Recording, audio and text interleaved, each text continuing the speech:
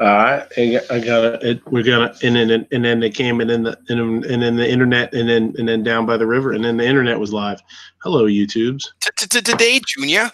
Today, Junior. Oprah stole my weed. What's going on out there? Let's see, not a whole lot of people out there. I know G is live over there with the Tulsa chat, Tulsa Schmalsa. No, which is really cool. I wish I could have been there. I'm only going to talk trash because I couldn't go. America. That's how America works. My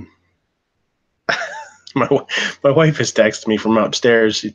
She said, "Do you hear that? The people next door have moved out, but they were having some work done at the house, and she's like, I guess they're over there. I don't know. They're probably over there working or something. They got the music on." She's like, "Do you hear that? Jesus Christ! It's 11 o'clock." She said, all day no noise, and now there's music." I said, "That's when the hosts show up." Oh my God. Let's see. Calaveras is out there. Grimm's out there. Jason Stewart, what's going on, buddy? Rob C. Frankie's out there in there. Unknown user. 22 shotgun. Whoever the hell that is. We still need to figure that out. Johnny Sprague, what's going on, buddy guy? Budget. Is G quarking the closer? He quarked the shit out of me. Unapologetically. He's like, watch this. He's trying to quark me out of existence. He's sour because he used to do van chats on Sunday, and I started doing the show, and then so I think he's trying to get back at me. Blue Steel 44, what's going on?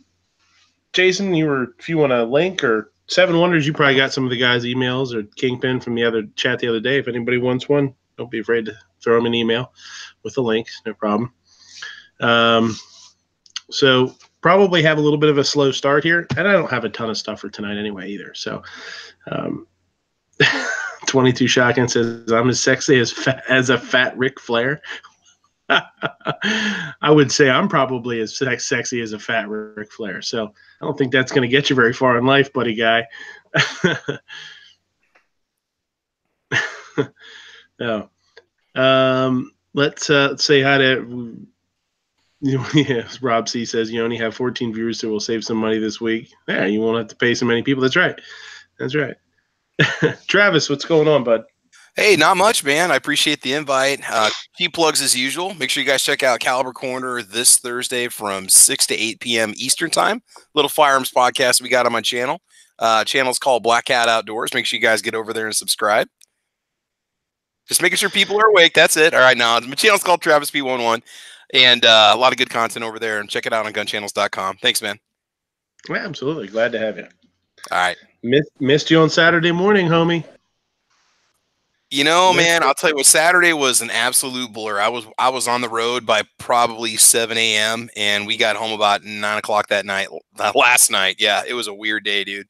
Mm-hmm. But it's good. This guy, no, man, I apologize. But, well, at some point here, we might take it back to Saturdays.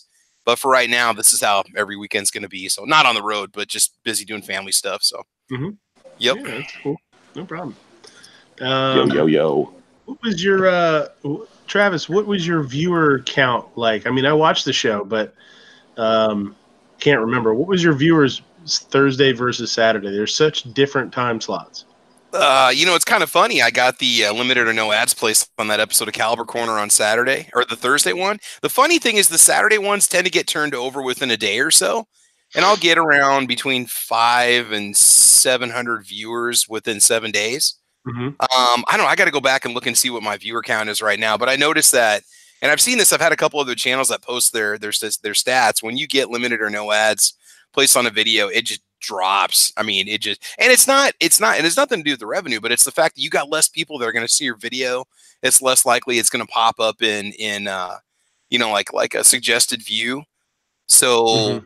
I really can't. I'm trying to get to my count right now, but I can tell you guys. I'll tell you in just a minute what it is, but yeah, that's fine. it is really does definitely stunt your growth, and you get your videos ding before they even go live, before you even post them when they're sitting there unlisted. That sucks too. So yeah. Seven Wonders, what's going on?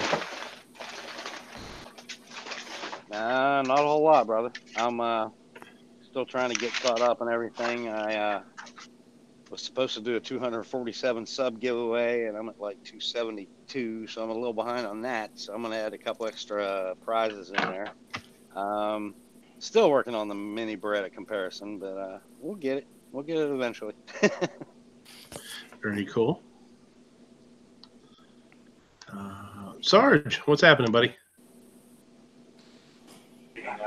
Oh, nothing. We're just trying to recover from 2 days actually 3 days in Tulsa, and seeing the world's largest gun show for the first time.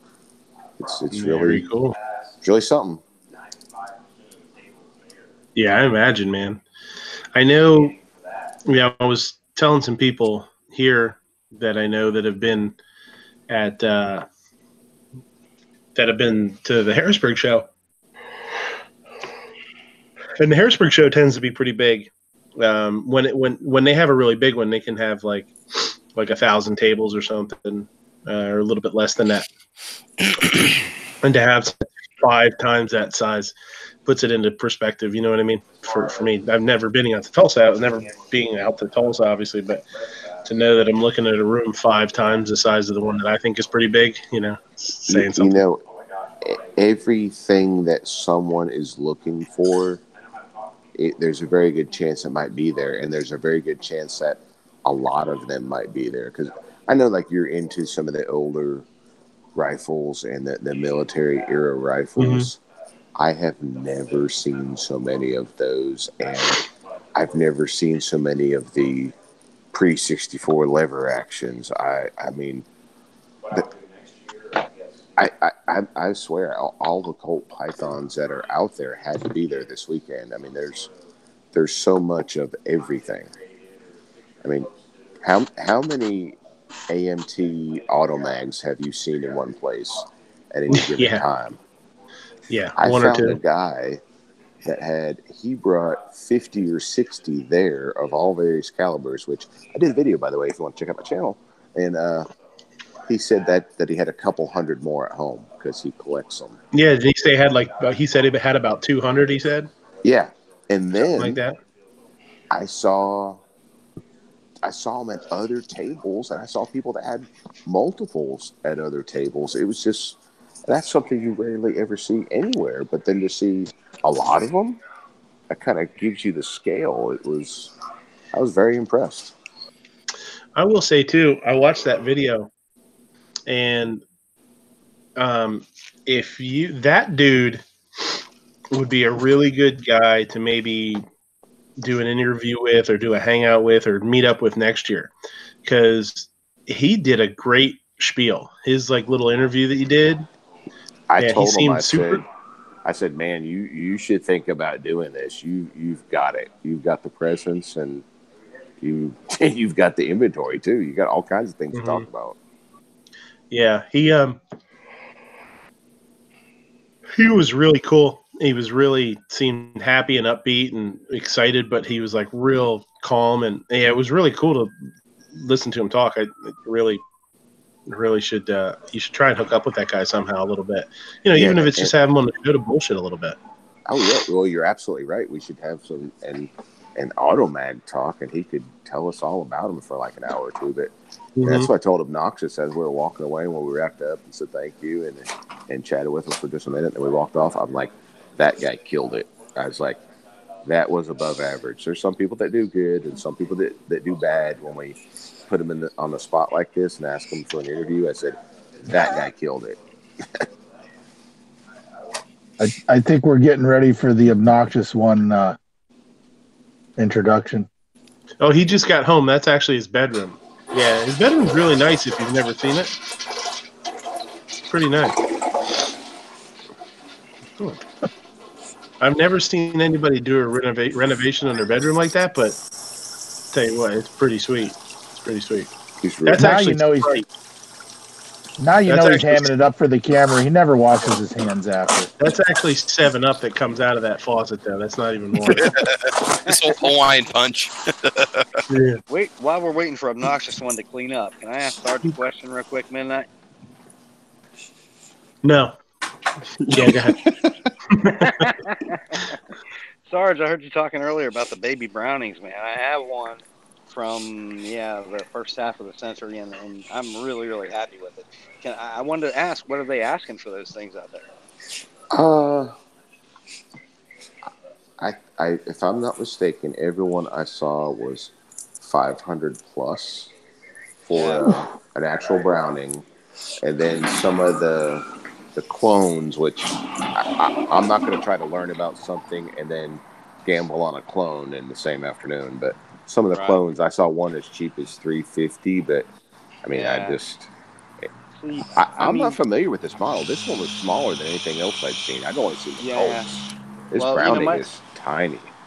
Yeah, my father was a police officer as well, and he had I got mine from him, and it's a very cool little gun. I mean, it's 25, but they're fun to shoot, and they're definitely tiny. My range got a Colt vest pocket in, and I did not buy it because they wanted 375. I'm hoping, a few weeks later maybe it'll still be there and I can give it for a little less, but that's not. You can always look in. You can always look into the Astra Cub too. That's a direct copy of them. Okay, so the Astra Cub is a copy, and talking with G, he said the Bowers were a good copy. See, I saw a Bowers, but I'm like, I mean, I might as well been. It was like a monkey staring at a math problem. I didn't know what I was looking at. I don't know whether what's a Bowers good or a Bowers bad, or like you said, the Astra Cub. I had an Astra. What is it? A100. Okay. I had one of those years ago, and that gun functioned great. And the only reason I got rid of it is because I wanted something I could carry, and obviously you can't find any holsters for that. But I wasn't nearly as I guess I could say refined. I understand a little bit more now. I would have kept the gun now, but so the Astra Cub and the Bowers, I'm gonna own one of those. I don't know what make or model, but I'm gonna own one. Yeah, what really surprised me when I was at Tulsa was, like you're talking about the Milsurp guns, like Swiss Lugers, man. They were, you watch it on Classic Farms. They get like 20 of them in stock, and they make a big deal about it. And then you go to Tulsa and you see like 100 of them. It's like, oh, okay, never mind. Yeah, they're everywhere. We were joking about that. We saw so many Lugers and so many P38s.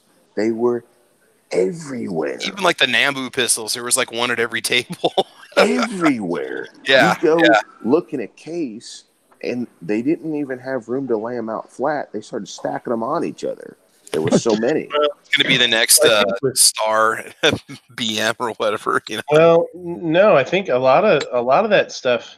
I mean, I don't know. This is maybe an uneducated assumption, but when you think about those World War II guns, the guys that originally brought them back, or the people that originally bought them when they first got into the country, now are getting old, and a lot of them are passing away, and they're hitting estate sales. Yeah, and and they're getting sold by family members after somebody's passed away. So now all of a sudden they're you see a little bit of an influx probably. Is that ticking? What do you guys hear that ticking? It's like somebody's playing with coins or something. Okay. Yeah, it sounds like somebody's like playing with a stack of coins, maybe. Okay, I thought so. I didn't know if it was just me or not. No, I was hearing it too. It's not me. I've already licked all the coins. That's just Blackcat. That's just his little inbox going up with his subscriber count. Just ding, ding, ding, ding. Seven chewing on nickels. Did you see that picture I sent you? Huh? Blackcat, did you see that picture I sent you? I don't think so. When did you send that? I think I texted you a picture. If I would have had an extra $180, I would have got it for you. I sent it to the Hangouts. I don't know whether Midnight can show it or not. I didn't. Oh, let me see. So who were we at? Seven Wonders, you went, then Sarge was yakking. Patriot, what's going on, buddy? I had a wonderful weekend. It was beautiful out. No kid. Music was up. Windows were open. Watched the dog. I flew my it's either 4x6 or 5x6 American flag and my new Gadsden flag, trying to scare off the neighbors. There were several new neighbors in the area, so I had to walk around with my Pro 2A shirts on. You know, blind guy walking around. But yeah, check out the channel and the Defend Liberty Project. That's basically it. I cooked out. Can't beat it. So yeah, steak and brats. You can't beat steak and brats, man. Nothing wrong with that. So yeah, and now I'm having a beverage.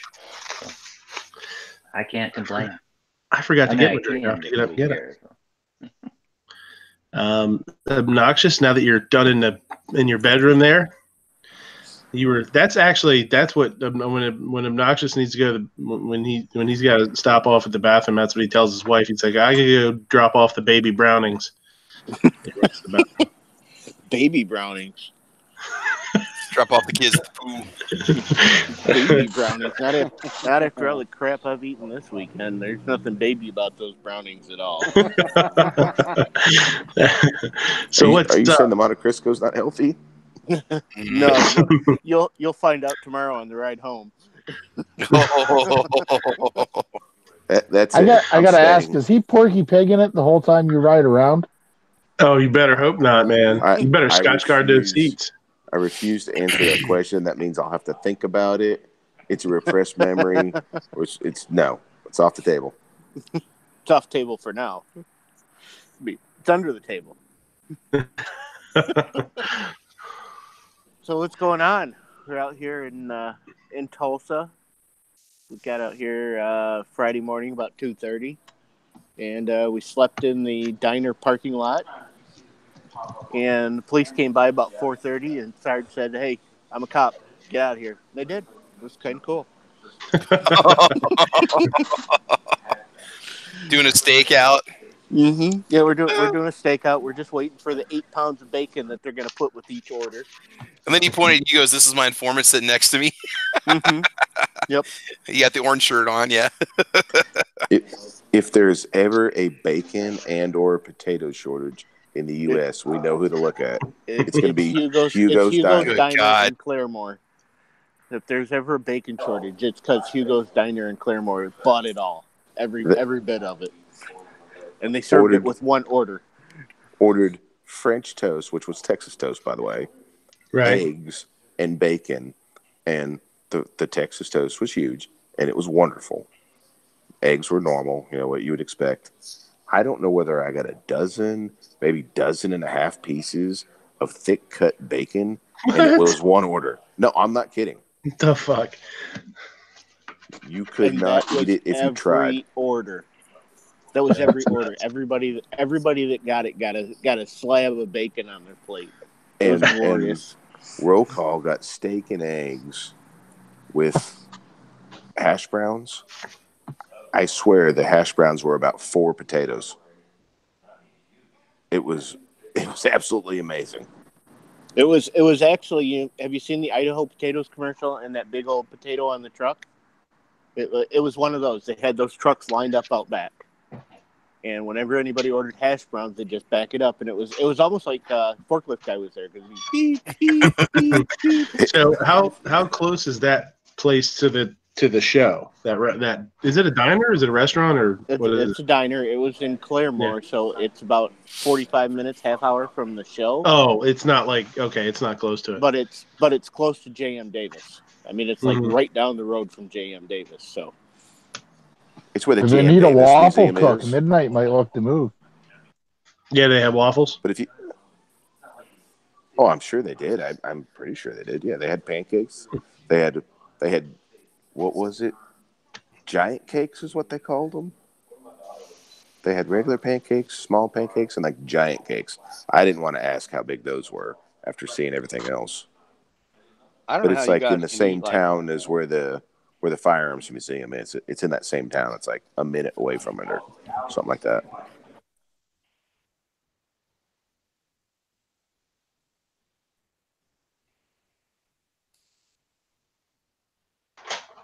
Very cool. Did I kill the chat? No, that's okay. No, I was looking at some notes.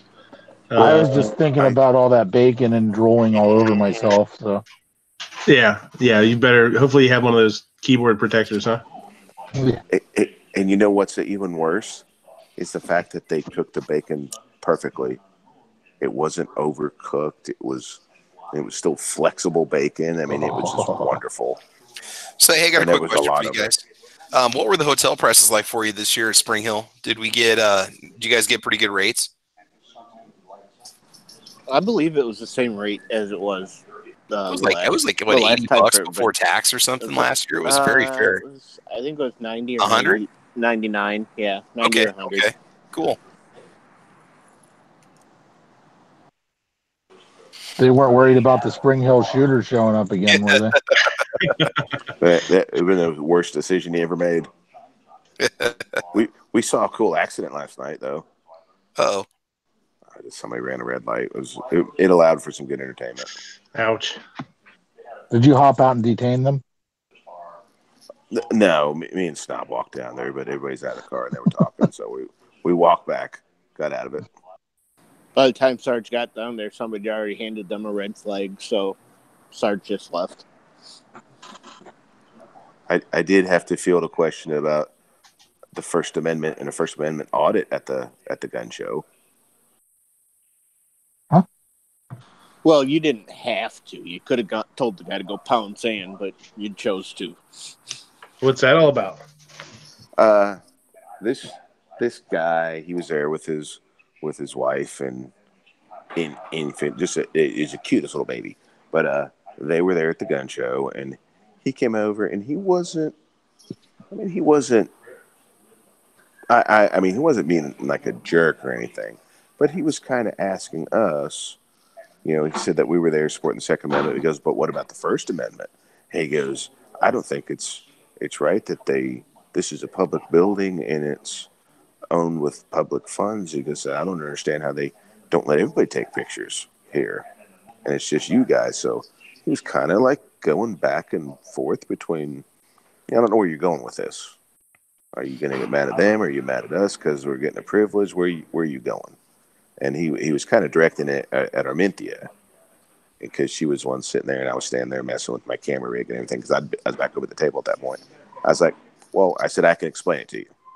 I said, yes, this may be a public building owned by public funds. I said, but when they rent it out to whatever promoter or whatever group is going to have an event here or do whatever they're going to do, I said, they get to make the rules.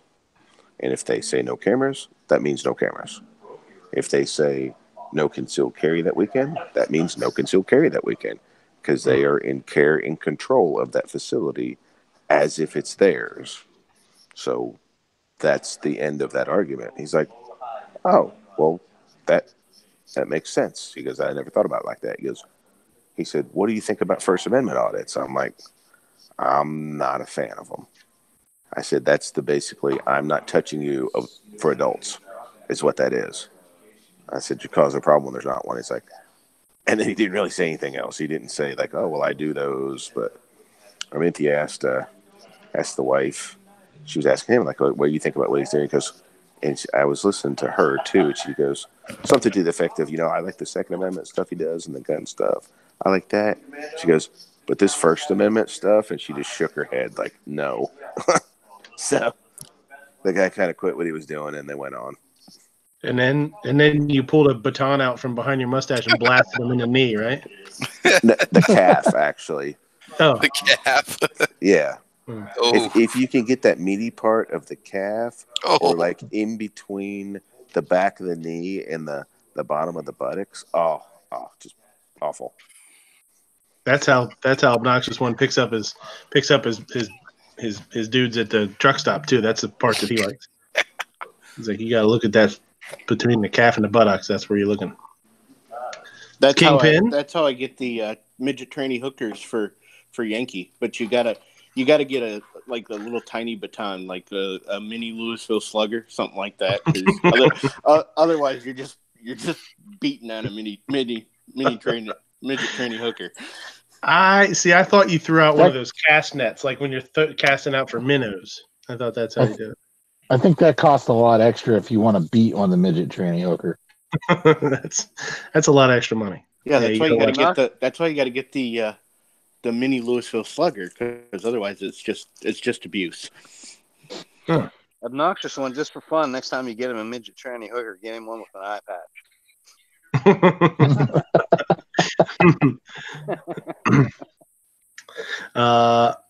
Mr. Kingpin I had one of the best chats this week, I think, if not the best one. Probably one of the most entertaining. Really, really, really, really good chat to listen to this week, man. You guys did a great job. G's down there giving a shit. He said he's talking about the bacon and the pancakes and stuff. He says, "Is there any proof?" Said he has posted photos of their pancakes because he was really there. I don't know. He does. I don't know if he thinks you guys weren't there. Maybe. Stand by. Picture incoming. Incoming. Hit the deck. But yeah, if you haven't listened to it, go over to Kingpin's channel. He's taking all the credit for that chat, guys. By the way, everybody else that was on that panel, he's not giving you guys any credit. He's putting it. He said he's keeping it on his chat, and you have to watch it on his chat only. That's it. So I don't know how you guys feel, if you feel a certain way about that or not. I'm not trying to start trouble. I'm just trying to clear the air. He was the mastermind behind the whole thing, and I said all along, if it sucks, it's probably my fault. So. Oh, he had a scapegoat, and he's hogging all the glory. What a bitch! I've been trying to figure out a way to edit everybody else but me out of the show, but I can't figure it out yet. So what's up? How's it going? Not too much, man. Thanks for having me. Always a good time. Glad to see everybody's having a good time out in Tulsa. Yeah, absolutely, for sure. Yeah, it's it's cool to see. I don't know if you guys has anybody done any travel footage, to and from, or is it just pretty much when you guys were there? I think the trip out could be pretty fun too. I tried to film the police when they woke Sarge and I up, but Sarge told me stop it. Last year, Sandhill Shooter and I documented our trip down and coming back. We did a bunch of live streams. It was a lot of fun. Just having little discussions and stuff. Yeah. Yeah, Obnoxious just rolled his window down 1 inch. It said I don't answer questions. I'm sleeping. he slide the little card out there that says I'm a traveler and whatever. What does it say? He said I'm not traveling. I'm sleeping. Here are my documents. You damn right I did. They didn't sovereign citizen. On an unrelated note, I have to replace a window in my truck when we get back. And then he started quoting the uniform commercial code. The door got ripped open. A lot of dust flew, and he changed his mind. I don't know what happened to him. He got sucked out like he was abducted by aliens. He's gone. No, I'm pretty sure I saw a hand come in and grab him and pull him out. Grab him out by the goatee. Did you get the picture of his twin that I sent you? Yeah, I saw that. Obnoxious too. I almost put that on. I'll have to put that on Instagram too. I think we need to see that. The best thing is, the guy walked up. He looked at everything on the table. He picked up the Obnoxious One sticker. He took his glasses off, held it up to his face without being asked to, and said, "Is this me?" No joke. That's hilarious. And not only that, but the dude's wearing an asshole merit badge. Did you see that? Did you notice that? Yeah, he is.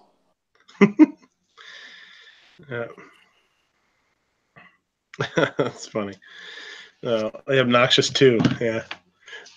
So, Kingpin, you guys have another chat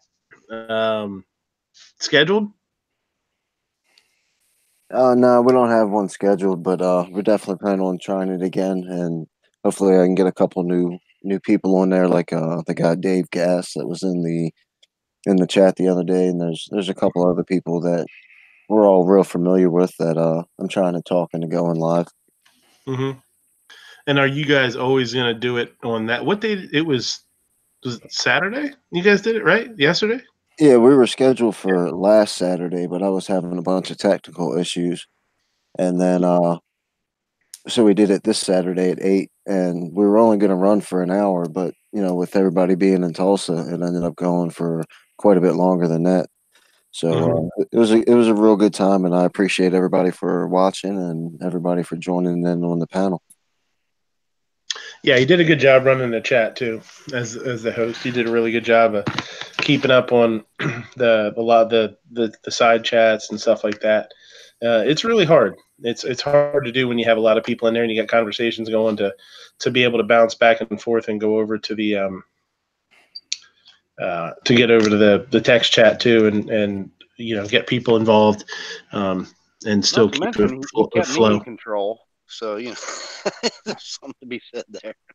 Yeah, you just gotta catch on a day you had a couple of drinks, getting sleepy. Oh, there you go. There you go. Oh, sorry, In Sarge. Obnoxious's bedroom? Sarge is in Obnoxious's bedroom too. He had to. He was in there looking for those baby brownings.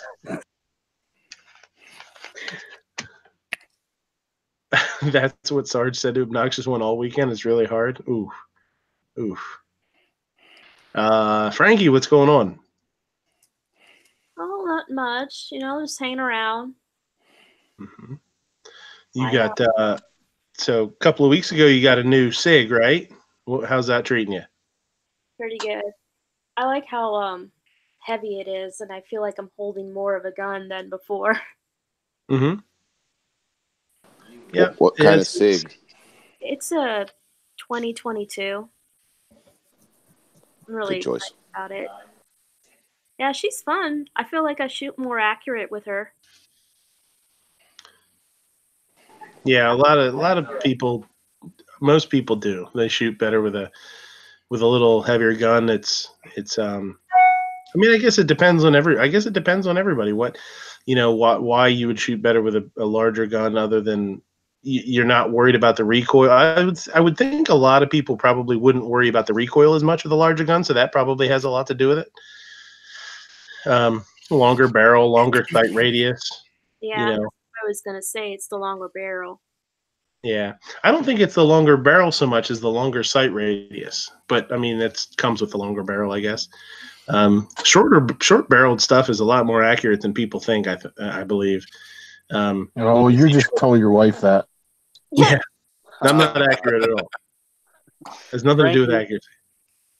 Frankie, you get a little more room for grip too. I'm sorry. Go ahead. Oh, I was just saying you got a little more grip space too, and a little more real estate when you're using a larger handgun too. Yeah. Mm-hmm. I mean, I still shoot with my AR pistol better than with the SIG. Yeah. Frankie, I was gonna say, if you enjoy that gun, next time you should try to. I wouldn't necessarily go out and spend $500 or $600 immediately, but try to shoot a SIG P238. It's 380, but it's all metal. It's a heavy gun and has almost no recoil. Very accurate, easy to shoot. You probably like it. Well, that's what's on your logo, right? 238. Oh, hers. Yeah, look at her logo. That's a 238, or is that a 938? 238. Yeah, that's 238. Yeah. Okay, never mind then. And I customized it. See, I changed out the black grips for the pink grips. That is so that I could match my AR pistol's pink grips.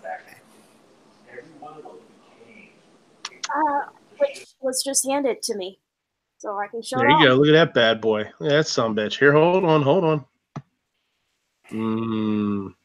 Guns. So tell us what you got there. I got, it's an AR pistol. Mm-hmm. You know how long the barrel is? It's at 8.5. 7.5. 7.5. Okay. 5.56. See, Travis takes that anytime he can add an inch or two, he'll take it. It's a 5. Oh my god. And then I have my SIG on it, because I still gotta have my SIG somewhere. True. And is that a Magpul MOE grip on there too? The pink one? Yes, it is. Yeah. Okay, so what's your stock on there? Is that the SBA 3 or is that? Yes, it is. Okay. Cool. Cool. Has anybody gotten a hold of the A4 yet? Is that out? A4. And They're I making Yeah, one? A4. Yeah, I heard somebody was talking about it last week that they were coming out with a. They have an SBA4, and they had some at the show this week. Yeah, that's what I mean. The SBA 4. Yeah. Yeah, they had some there. so I could have better grip around the fingers when I pull. Yeah, there you go. The one that came with, I was having so much issues that I had to put it between my knees and pull. It's like, I need something better. Yeah. We got this bad boy. Yeah. Well, I mean, that's the whole idea of having the charging handle like that is for somebody that has issues with the mil spec, right? That's awesome. Yep. And what is that, a 5.56? Yes, it is. Cool. I'll give you $50 for it, just because it's got a pink grip. Oh, I get a little bit more than that. 55. Huh. I can't go 55. You can't 48. go 50. 906. I'll give you 350. 48. 350. 906. 350. The goddamn lockdown monster. $1,000. That's cool. Did you hear him in his I'll buy you a $906 Midnight Range bid? sticker. It still stings. So I posted some pictures on my Instagram. If people want to check me out there besides my YouTube. We went out for a nice spring walk in the woods, and there's this whole forest preserve thing, and they got all kinds of pretty flowers and turtles. So that was a lot of fun. Pretty cool. Guitar Man Pete saying gloss finish receivers from where? What is that? Was he talking receiver about was the receiver on Frankie's AR, maybe? Yeah. Is it Yeah, gloss or is it just we, clean, just from being wiped off with CLP? We painted it. I mean, mine looks Oh. like that too because I put that collector stuff on it, so it always has like a shine to it. Yeah, we totally painted that thing purple. What? Say that again? We painted my gun purple. Oh, you couldn't tell that. It looked black in lighting. Oh, okay, that's why. Oh shit. Well, if it's purple, that's $40 then. If it's purple, Or $40. yeah, you guys couldn't really see it because the lighting. It still kind of looks black, but we took some spray cans and we painted it purple. All right, I'll give you half a Midnight Range sticker for that then. Half? No way, dude. How about a used napkin from Midnight's Restaurant? There you go. There's still pieces of it in Sarge's mustache. There may be parts of my mustache on the napkin. Let's start talking about maybe a dish that Midnight made, and you can bring it to the NRA show and pass it There to you me go. so that I can have some good food. There you go. Oh yeah, that should be real yummy. by What, the you time it can't gets there. you can't get waffles where you're at? I think that waffles made by midnight. Scattered, smothered, covered in chunks. Coconut butterscotch bars. There you go. That sounds good. You gotta come to the Harrisburg rally on the 6th, and I'll hook you up with some coconut bars. I'll make a batch. Did you get off for the rally? It's Monday. It's a Monday during the day, so I'll be able to go. Okay. Yeah. On the 6th of May? Yep. Yeah, coming up next month. Dude, we're going to be in Tennessee. It's our vacation because Rob's birthday is on the 7th. You don't need Rob. Why would you go to Tennessee? Yeah, what's in just out of Tennessee? Curiosity. That's Why do you interesting. go to Tennessee for vacation? Baby bears, dude. Baby bears. Dolly World. Dude, tactical response is there, man. I got bears. All right. Baby bears is that's a good idea. I mean, you're gonna go somewhere. It's beautiful. We need to start a GoFundMe thing so that I can go to tactical response. Well, that's where Reed is too. Reed Hendricks. No, in he's in Tennessee. Valley Forge, And whatever they call it. also, Reed's Well, not he's with in tactical Tennessee. response anymore. No, I know, but he's in Tennessee. He's still in Ooh. Tennessee. Oh, his is there too. Appalachian Brewing Company, nice. This is the other reason to go to Tennessee. I can't get Sipping this cream. Dark chocolate coffee cream liqueur. What town is that in? I can't see it. I get this in Gatlinburg, Tennessee. Oh, yeah, that's not far from me at all. They sell beer in mason jars. Gatlinburg and Pigeon Forge. Gatlinburg in mid-July. That's where Johnny Cash beat up his dad. That's where a boy named Sue beat his dad up. It was Gatlinburg in mid-July. I just hit town and my throat was dry. I thought I'd stop and have myself a brew. Right. Come on, you could at least sing it a little bit. Well, Johnny Cash didn't sing it much, did he? Gotta love my. Oh, I've had that stuff before. It's really good. It is. It is. I bet you my wife would dig that. Lemonade moonshine. If you put it in iced tea, you can make yourself an Arnold Palmer. That's a moonshine. It's delicious. They make a peach one that's amazing. What do we do with it? We took it and mixed it in with something that was really good last year. Try the cinnamon moonshine. Cinnamon? Have you Oh taken the same my company? gosh! with Coca-Cola? Ooh, that'd be good. Oof. The cinnamon is wonderful. Store-bought moonshine. Come on now. No, yeah, I was gonna say isn't that brand founded by one of the guys that was on one of the Shiner shows on Discovery Channel? Isn't that what the history of that company is? I believe so. I think so. Or he's got his own variety that he sells through those guys. Isn't that from Texas? A lot of the guys on the Moonshiner show just let their name get put on the label. Like the one guy, Tim Smith, is actually making his own stuff, but all the other guys are basically just putting their face on the label. Tim Smith is it's something mountain. His is different. Yeah, like right there's Tickle. Like that's just they just paid Tickle to use his face right there. Like he had nothing to do with that. Legend series. They got rum there too. I want to get that next time we go. Which one is that? Is that Sugarland? Yeah. Or was that one? Okay. Yeah, that does have something to do with those guys. I forgot which one, but yeah, there's like 3 or 4 of them down on the strip, and these have always been my favorite. So this is the place I give my money to. I've gotten T-shirts from them. Official Moonshine sponsor for NASCAR. That's awesome. You don't go to. That's what it says on their website. That's so cool. You don't go to Old Smoky? I go to Old Smoky. I just like these people better. Though I will say Old Smoky, as far as merchandise is concerned, has a lot better options. Sugarland really only does like T-shirts and stuff you put on your T-shirt. Here's something most people don't know.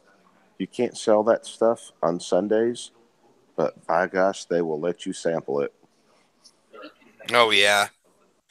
A lot of your bigger alcohol stores do that, or grocery stores will do that, like larger stores. They do here, at least. I've seen The official moonshine of NASCAR. When you want to get bent, and just turn left. Man, our Lowe's food stores have started opening bars in their actual grocery stores. You can buy beer, and they put cup holders on the carts. You can walk around until you have to stumble out. I don't shop there often, but I've gone into some of the Whole Foods stores. Whole Foods does that too. You can get your glass of wine and walk around and get a beer and walk around if you want it. After you pay for it, you can actually buy it and pay for it and walk around the store and drink it. You just can't leave the store with it open. Yeah. They stopped me at the door. All right. They used to be able to do samples for free. Now they charge you, but they charge you $5, and then they give you a coupon that you get the $5 off when you buy X amount of jars. And there's not really much limit to these samples either. Right. They give it back to you, but they came after them something, I don't know.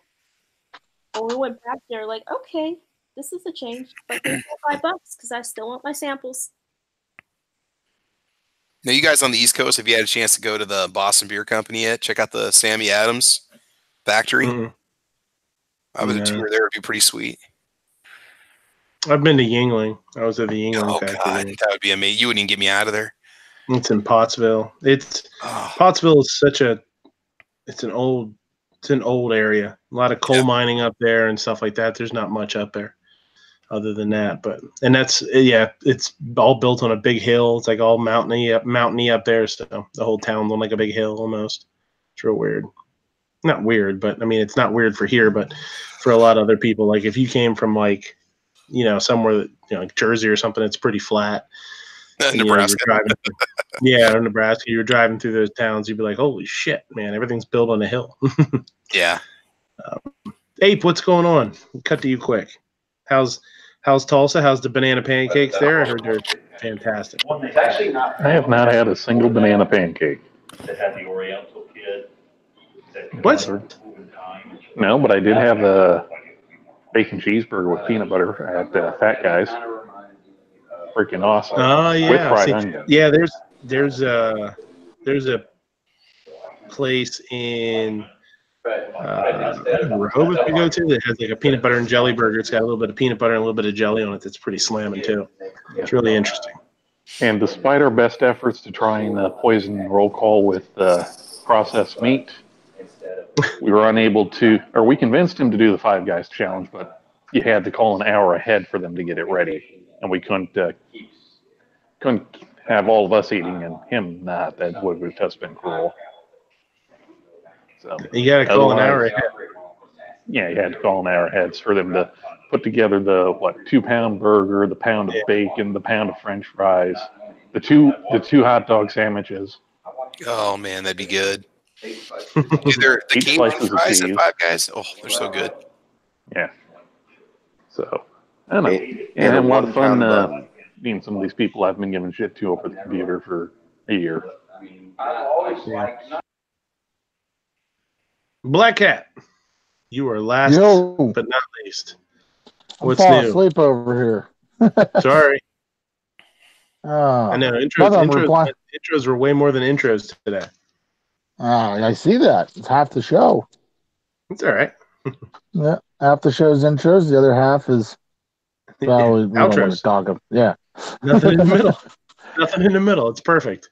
You got to do a wound up son of a bitch of the week and then see everybody later. That's right. I don't really have anybody for wound up son of a bitch. We'll have to take some. We'll have to take some entries. See if anybody has anything. Maybe I missed something.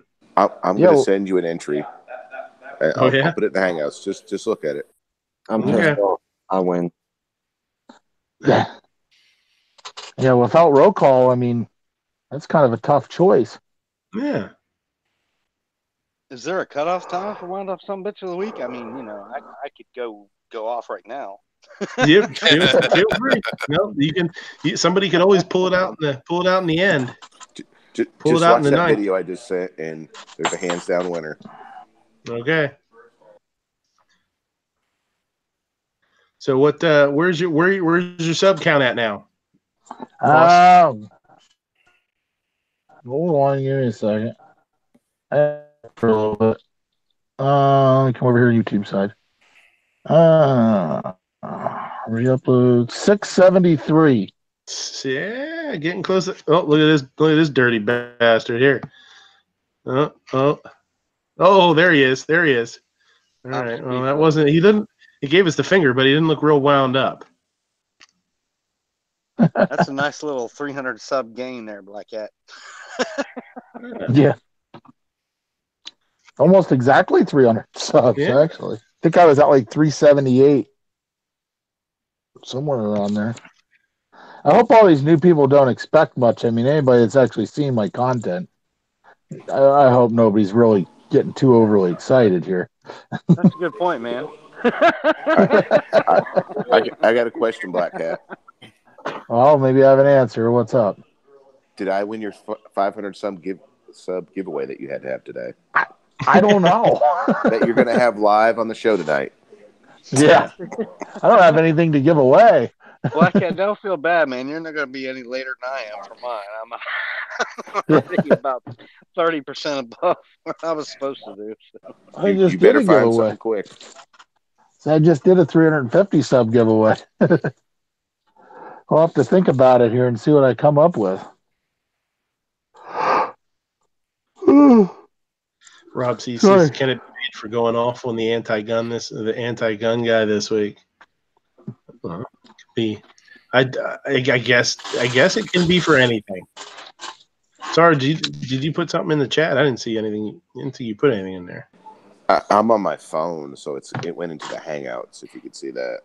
Oh, okay. It's the best 17 seconds of video you will see all week. Oh shit! Looking at the I'm looking at it now. looking at the YouTube chat. If anybody is close by to stealth, go do a welfare check, would you? Oh my god. Oh Lord. He's freaking out. He wins every week, though. No, he gets nominated every week. That's true.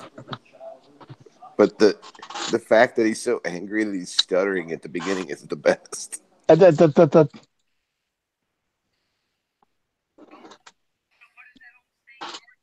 Yeah. I nominate Gizzard Gary. He's always all wound up.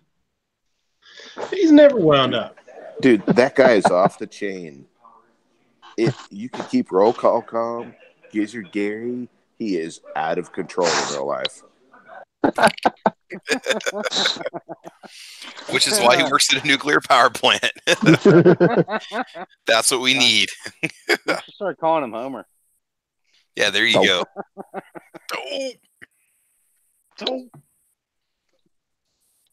Gizzard's Norm. They're saying screen share. If somebody has the link to that, put it in here or play it, and we'll screen share. You can play it. You have to have the volume, or it's not worth it. That's what I mean. I can't play it, but I can. Somebody else can play it, and I can. I can show them. So if somebody gets it live, queued up, let me know. Now this is where you need Gary. Yeah, Gary's good at this shit.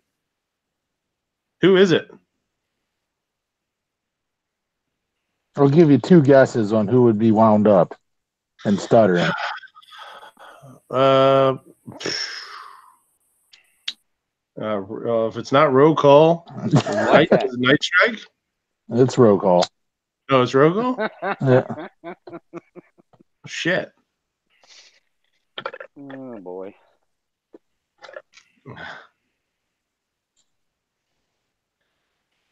Yeah, who's out there? Potatoes is out there. Calaveras, Gunsnob, Move, Gizzard's out there. Jason Stewart's still out there. Hey, Scott P79, Glimtech, what's going on? He says that's what keeps Pottsville going. Used to make trips to the brewery back when you could buy directly from them. Yeah, don't know if they allow that anymore. I don't know either. It's been a long time since I've been up there. Been at least 10 years since I've been to the Yuengling Brewery. Yeah. Yeah, for sure. Guitar Man Pete's out there. So I was kind of in and out of your chat a little bit Thursday night, Travis. I don't think I got to watch the end of it.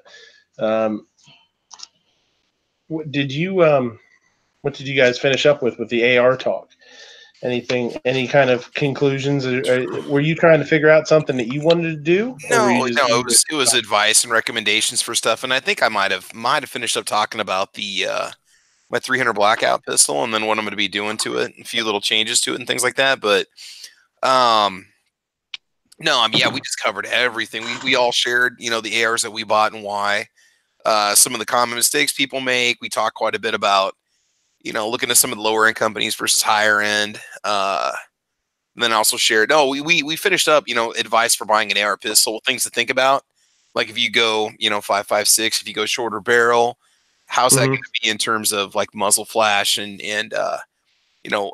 do you lose any kind of, say, power velocity when you go with a shorter barrel versus 300 Blackout or something else? I mean, we just covered everything. Yeah, that's. Did you cover up the noise, loud factor?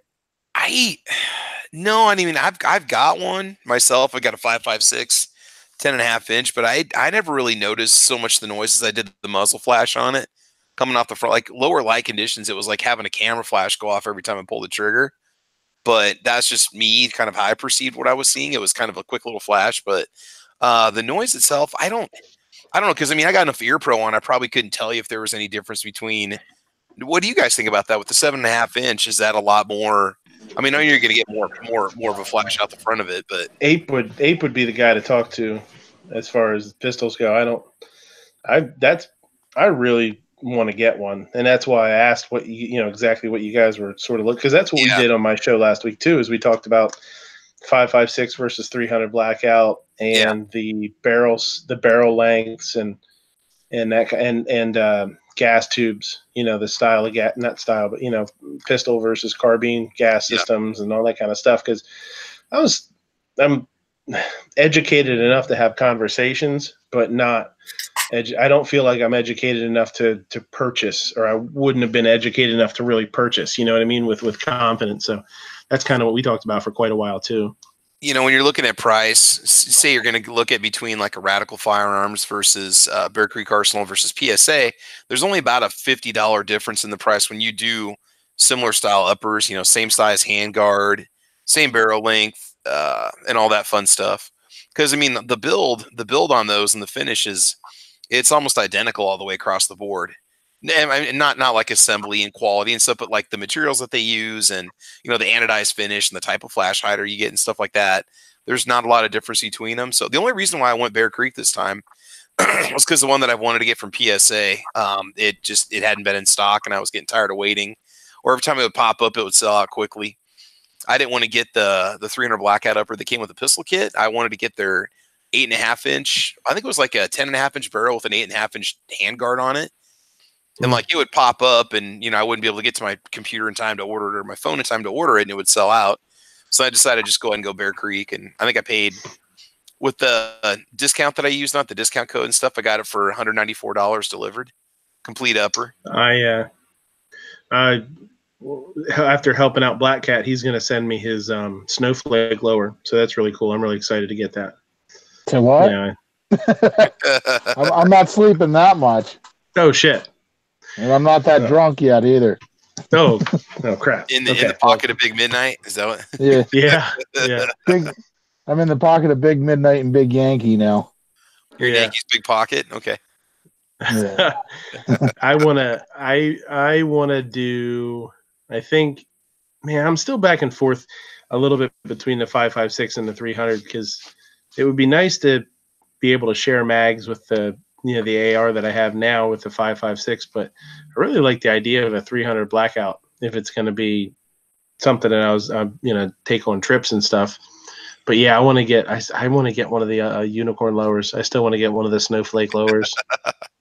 Well, I think you want one like I have that's like color filled, or do you want one of the plain ones? No, I want to get a color filled. If you're going to do it, I think you should color fill it. I mean, it's just, what else? I saw one. I saw I think it was it Spikes with the Viking lowers. Have you seen those? Mm-hmm. And a guy had it. Yeah, and the guy had it color filled. It was really, really nice. It was really cool. If I get another one, I might get a Honey Badger. A Honey Badger lower. Yeah. Jason Stewart saying, how does a PSA build compare to, say, a Colt AR other than price? I mean, I don't know. I'm not the guy to ask. I mean, you guys would be the one to ask. I think, most people are going to probably say the Colt's the way to go.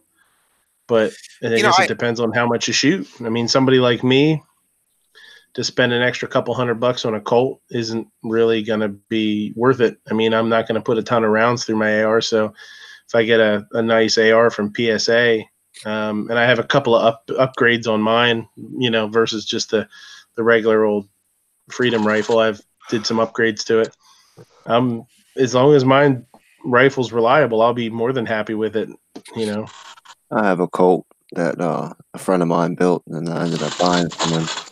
And really, there's really no distinguishable difference between the way it works, the way it functions, the way it feels than my factory Ruger AR. It's got little different. It looks different, but it functions the same. And the flash hider is on the one that was built, and I don't have one on my stock one. So my stock one's quite a bit louder. But other than that, it's all really just cosmetic differences in how much you want to pay for it. Pickle's out there yelling at me about magazine. What the hell is he talking about? I did see, it says, oh, that supposed to be some Midnight Range TM. I want some damn magazines. You're not allowed to have them. It's too late. Blackcat's getting ready to go to war there. Yeah, what you got there, Stinky? We're talking about scary black rifles. I figured I'd hold one, get you a channel strike or something. There you go. I'm pointing it at you. Yeah. It was okay. You were pointing it obnoxious. So that was no big deal. Oh, okay. They always say don't point it at something you're not willing to destroy. So destroy. Yeah. Yeah. I put this one's built out of Stag and PSA. That's a whole hodgepodge of parts in this one. It shoots friggin' plenty accurately. I actually need to get a new stock on it, but I want something with a little bit more cheek rise to it. What stock do you have on it? It's just a Magpul. Oh, yeah. What's your optic on the top of there? It's a Bushnell drop zone. What is it, 3 to 10, I think? 3 to 12. I'm sorry. Yeah. That's not a bad scope they're not super expensive. Tell you guys, if you're ever looking for a good deal on the Vortex, I go to that Sportsman's Warehouse. Big Vortex and Big Sportsman's Warehouse. Oh man, their prices are freaking awesome. They're about $100 below a lot of the other places I was looking for the Vortex Diamondback that I bought. Midway does a lot of good sales on Vortex too. Yeah. When I bought my Viper for on top of my 308, that's where I ended up getting it. From Midway, it was, it was like $100 off when I got it. But I would say definitely look around on prices for those. Know what the retail price is. No, Frankie, how many? Look at it. She's got more rifles. This is you're not supposed to have more cool guns than I do. That's not fair. I mean, who wants to? I'm going to kick her out. Who else wants to? Anybody else want to jump on the panel? Okay, if we're going to keep flashing rifles too, I mean, that's a full. Ooh, that's cool. Strike Fire 2 up on the top of there. Yeah, yeah. You got your MOE or MBUS sights on there. Yep. So what?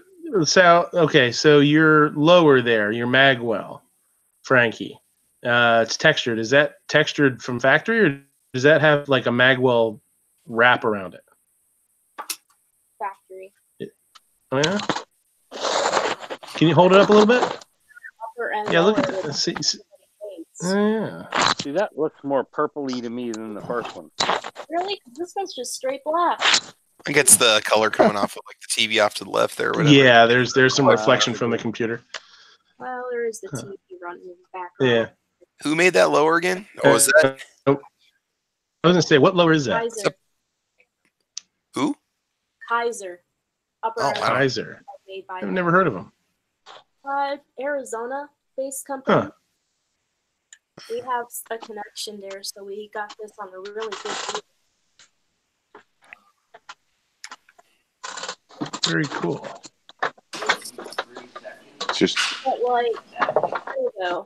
Seriously, when I shoot this in the range with my electronic earbuds, it's loud, right? But when I shoot my pistol, compared to that, it sounds like a bomb going off right in my ear. And I'll hurt in my hearing in the ears for weeks after I shoot my pistol, which is why I want to get a suppressor. I'm going to start working on that soon. Yeah. There you go. Yeah, I have a buddy that it's a friend of mine that has his FFL. He's a police officer, and he does some training for the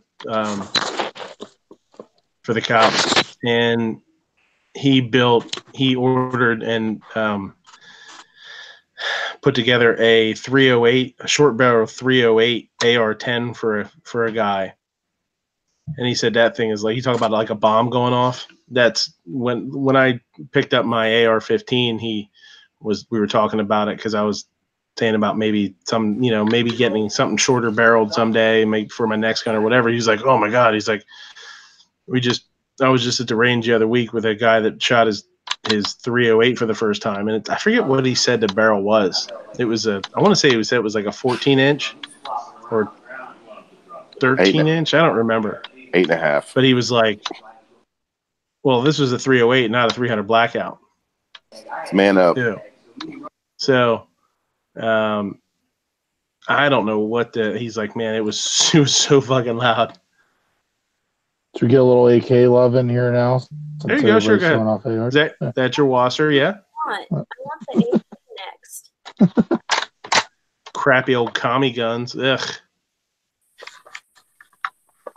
Work. Yeah, look at all that. Look at it. It's got wood on it. Blech. Yeah. I like to refer to them as peasant weapons. Hey, at my age, I'll take wood anytime I can get it. At my age. There you go.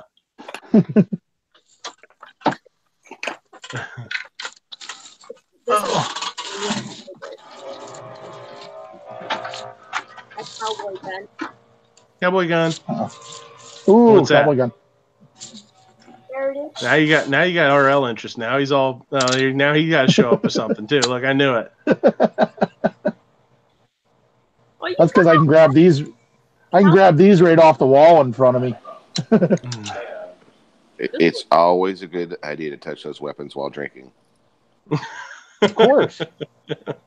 That's when you learn how to do all the cool flips and stuff. Remind me, I'm going to send you an Eddie Eagle sticker. Hey, did we have any of those squirt guns left we can send him? Just something for him to do with his hands. Can I do an outlaw spin without shooting myself? See, the thing is that he learned how to do that with a double action revolver or a semi-automatic, which either one. Actually, I can do it better with a Colt. So what's that, Frankie? What is that? Heritage. Oh, it's a Rough Rider? Ooh, nice. Oh, cool. I got it for a pretty good deal at one of our local shops here.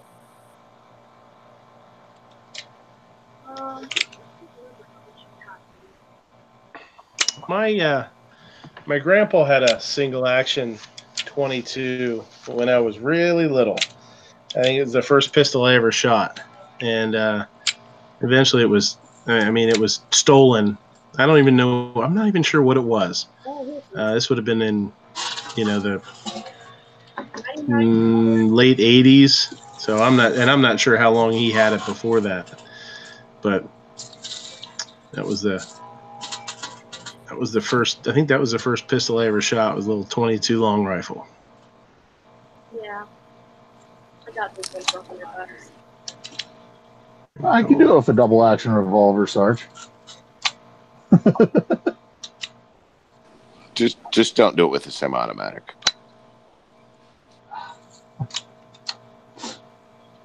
I have to save up some money. What if it's a double action, single action? Well, then that's okay. Now you're gonna make me. Well, yeah. All right. Moo says his dad has a Colt Frontier with 22 with Pearl grips. That's cool. A little tough to do with a Glock. It's kind of top heavy. You're gonna give yourself Glock leg. It's good to do it in a fun way, though. Glock leg? The hell's Glock leg? Yeah. Tex Grubner. I say it's when somebody draws their holster too fast. Tex Grubner. Gun out. They shoot themselves in the thigh. Remember, boys and girls, it's always best to have an audience when you're about to do something stupid. Yeah. All right, somebody hold my beer. Dead Horse was asking RL what AK that was. That you have a Wasser, right? Yeah, it's a Wasser. I don't know what else I have hanging around. I get surrounded by guns. Haterade says just don't use a Sherpa. Well, don't use a Serpa either, but especially not a Sherpa. Unless you're climbing mountains. Yeah, I was going to say Mount Everest, that's when you have the Sherpa you have to draw from. I have a Sherpa or two around here somewhere. You got to how do you like your draw your llama pistol from your Serpa holster. There you go. I have a llama Dead Horse is asking you how you like your wasser. Is it reliable, accurate, finished? How's it built? Finish is there. I'll get it. You had me playing with a llama for a second there. Hold on. That hasn't happened since the last time I was down in South America. Why does it look like they're all unloaded, though? What? Why does it Do look? you want me to bust out some loaded ones? Yeah.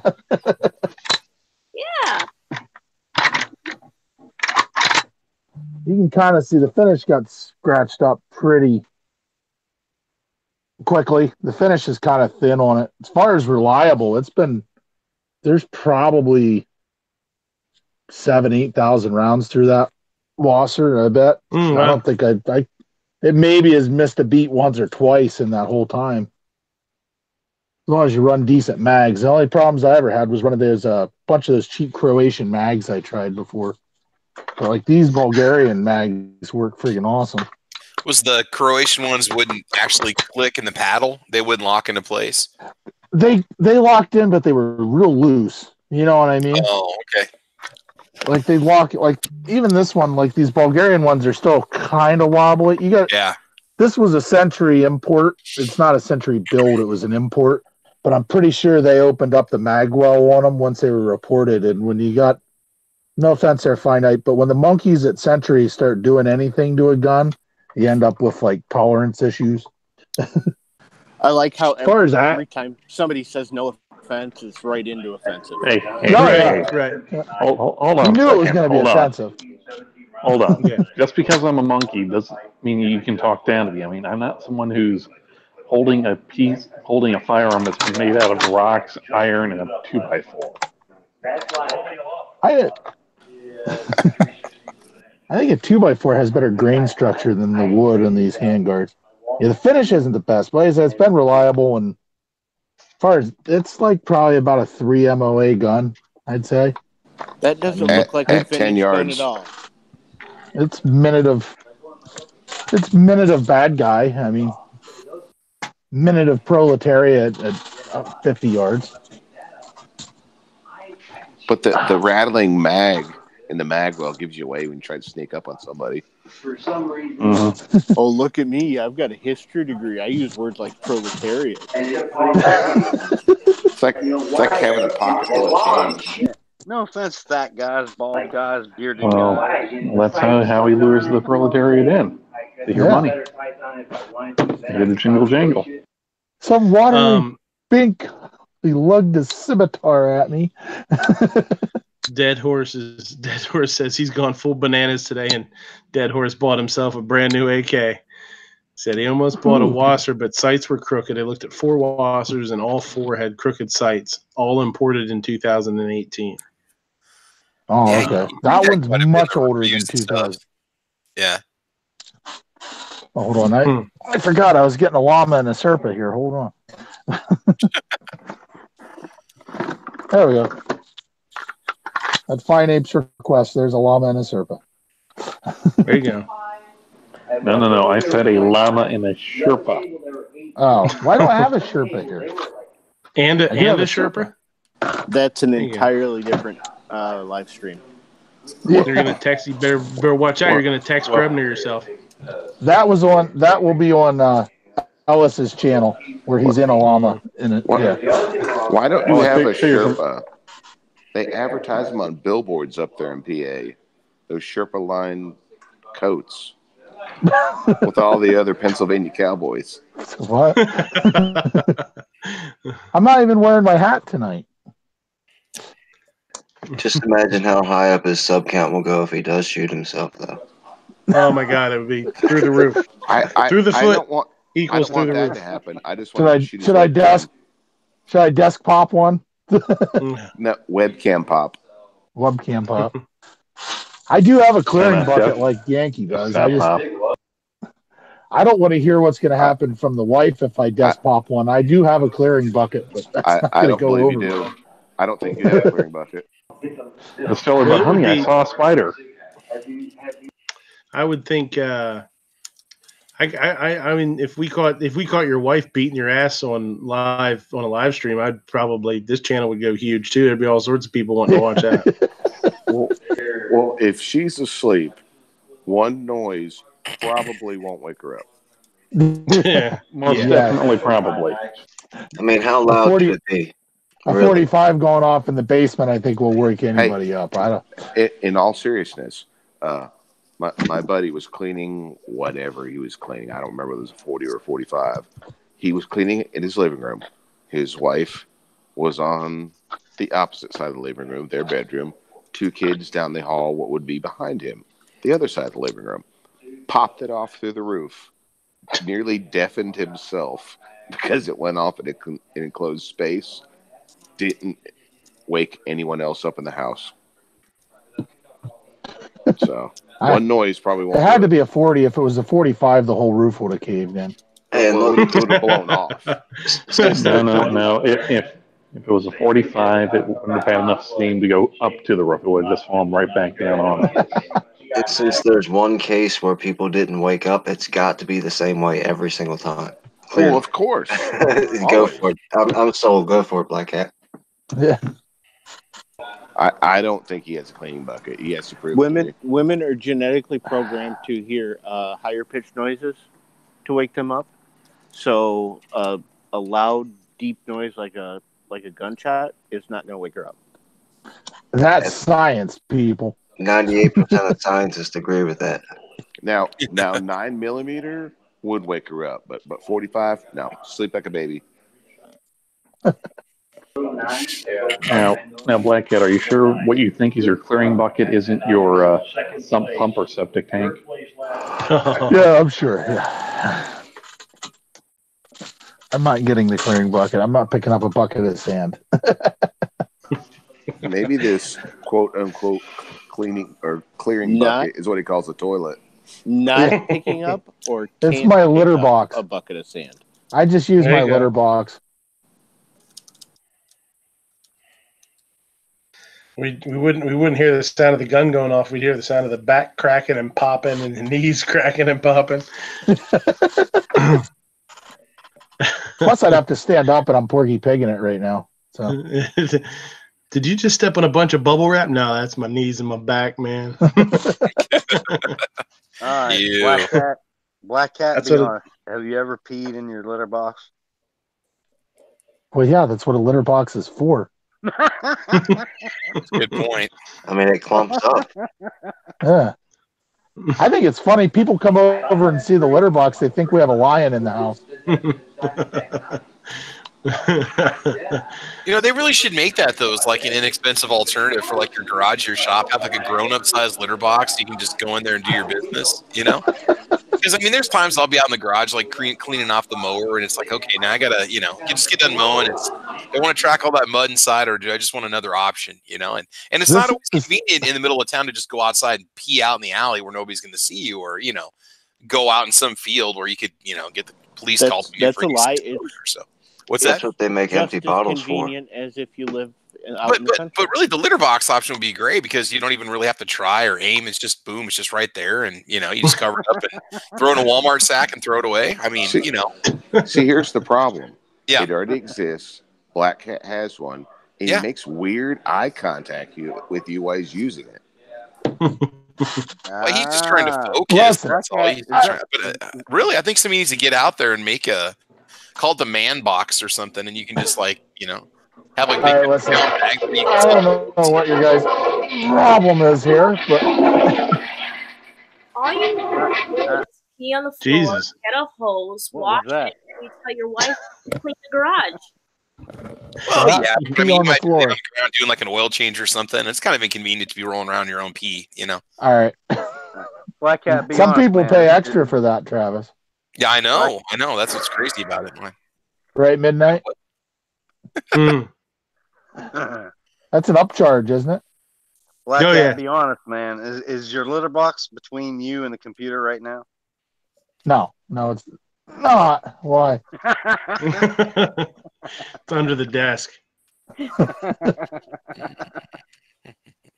All right, gentlemen, I got to go to bed on that note. You guys have a good, yeah. Just turn off the camera. I got to be up in 4 hours. So I got to go hit the litter box and go to bed. This guy's too big. He's a big shot now. He can't hang around with us. Yeah, I'm not hanging out with you little peons anymore.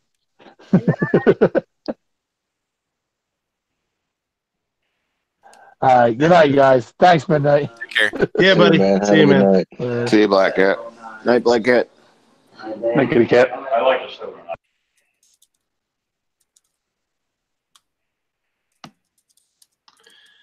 Oh boy. So where's this some weird vegetable thing you were going to show us today? Is that coming up or something? Or what? Oh no, I see. That was just I just needed something to throw into Instagram to do. That's does anybody know what that was? Man, I thought it was an alien's head. I had no idea. Seriously, I thought think you it was actually surgically removed one of some people out of the Hudson River. I don't know. I think it was a dead horse, or somebody guessed. They said they thought it was celery, which was a pretty good guess. Yeah, dead horse said celery. It's not celery. I think it was an orange. Yeah, that's horrible orange. No, that was kohlrabi. That was going to be my next guest. What did you do to my Robbie? I cold him. He's cold. KOHLRABI, kohlrabi. We had a bought friend some named Robbie, and when he died, we called him Kohlrabi. cold Robbie. Is that any relation to Rohadi? No, they're cousins. Yeah, I guess they're kissing cousins. What do you do with this thing? You could cook it, or you could eat it raw. They're actually really, really good, and it's kind of neat. I was at the Asian market the other day, and they had some, so I snagged a couple of them. Just sort of an impulse buy, and took a picture of it because I was like, you know what? I bet you a lot of people have never had this. And it's Is it like a turnip? They kind of look like a turnip. They're in the broccoli family. They're in the cabbage family. Cabbage, broccoli, Brussels sprouts. They're all kind of in the same family. If you texturally, they're kind of like a carrot. And flavor wise, if you've ever eaten, and this is something a lot of people don't do, if you've ever eaten broccoli stems, if you've peeled them and eaten them, they're really, really good. They're kind of like that flavor wise. They're like broccoli, but a little bit sweeter. So it's really neat. If you ever go to the market, or you ever go to the grocery store or something, and you see them, grab one. You can take the top and the bottom off with a knife, and then either use a knife or a peeler and peel them. And you can dice them, or another really cool thing to do with them is to make like a slaw out of it. If you have a mandolin, or if you, cut it real small, or however you would make coleslaw. If you do that with it, it makes a really, really nice slaw, or addition to a coleslaw or something. Oh. But yeah, it's kind of sweet and kind of like a mild broccoli flavor. Really good. I don't know. It was just something fun to throw up there to see if anybody knew what it was. Two Live Moose says we slice it and eat it raw. Yeah, it's really good. It also sautés really, really well. If you cut it into like a julienne, or dice it small, or not even, it doesn't even have to be small, really. You could dice it up and then just saute it, season it, and saute it. It's a really good little side veg. You could mix it with some other veggies and do like a mixed veg out of it or something. But yeah, if you ever, you don't see them all that often. It's not super, super popular. So if you ever do see one, snag one. It's worth it. And play with it a little bit at home. You can do just about anything with it you would do with any other vegetable. It would be great in soup. It would be great in like a breakfast omelet or something. It'd be really good with like cheddar and kohlrabi, and in an omelet would be slamming. But then you can cook it. You can eat it raw. Right? Pick it up and eat it like an apple, I guess. I don't know. Texture, they're pretty hard. They're kind of like a carrot, but maybe a little more tender than a carrot. Midnight, you just inspired me. It's been, I'm only 4 or 5 months behind, but I finally figured out my ingredient for you to cook something with. Oh, yeah? Rhubarb. Rhubarb. Oh Christ. Rhubarb sucks. Dude, pie, man. That's all you got to do. Strawberry rhubarb pie. No, Done. that's horrible. That's too easy. That's like baby shit.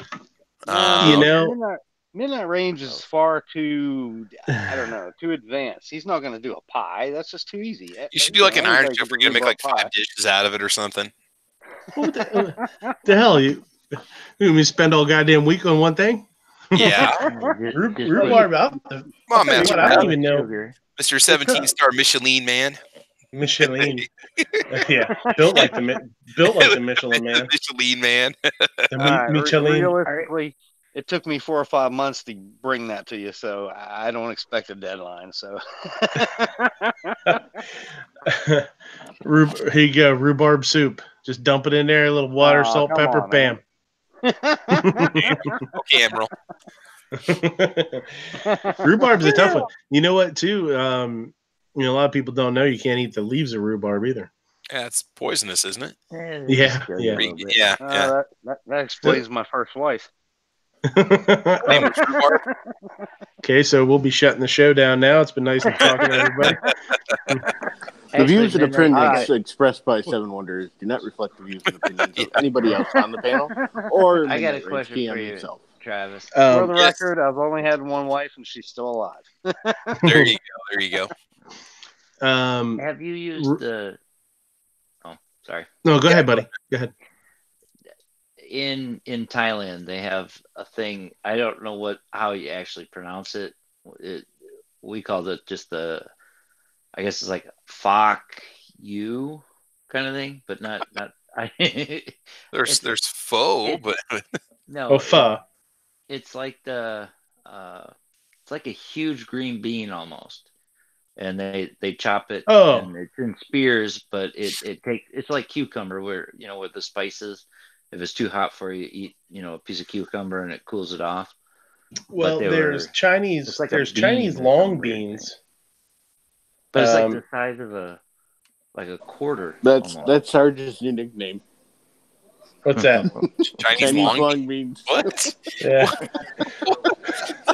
They have, yeah. That's just so wrong. I'm not. Man, our viewing audience is just getting dumber and dumber every minute. Jason Stewart was looking for a new nickname, wasn't he?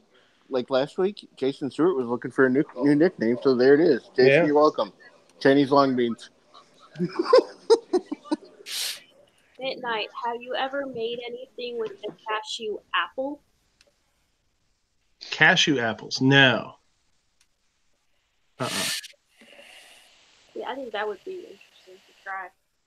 I don't know anything about them. I have to look them up. Revolver out there said I watched a video from Factverse yesterday on how bad cooking with aluminum foil is. It kind of disturbing. Have you heard any of these things about cooking with aluminum? Yeah. I've talked about that once or twice. After the last time that I did my ServSafe certification.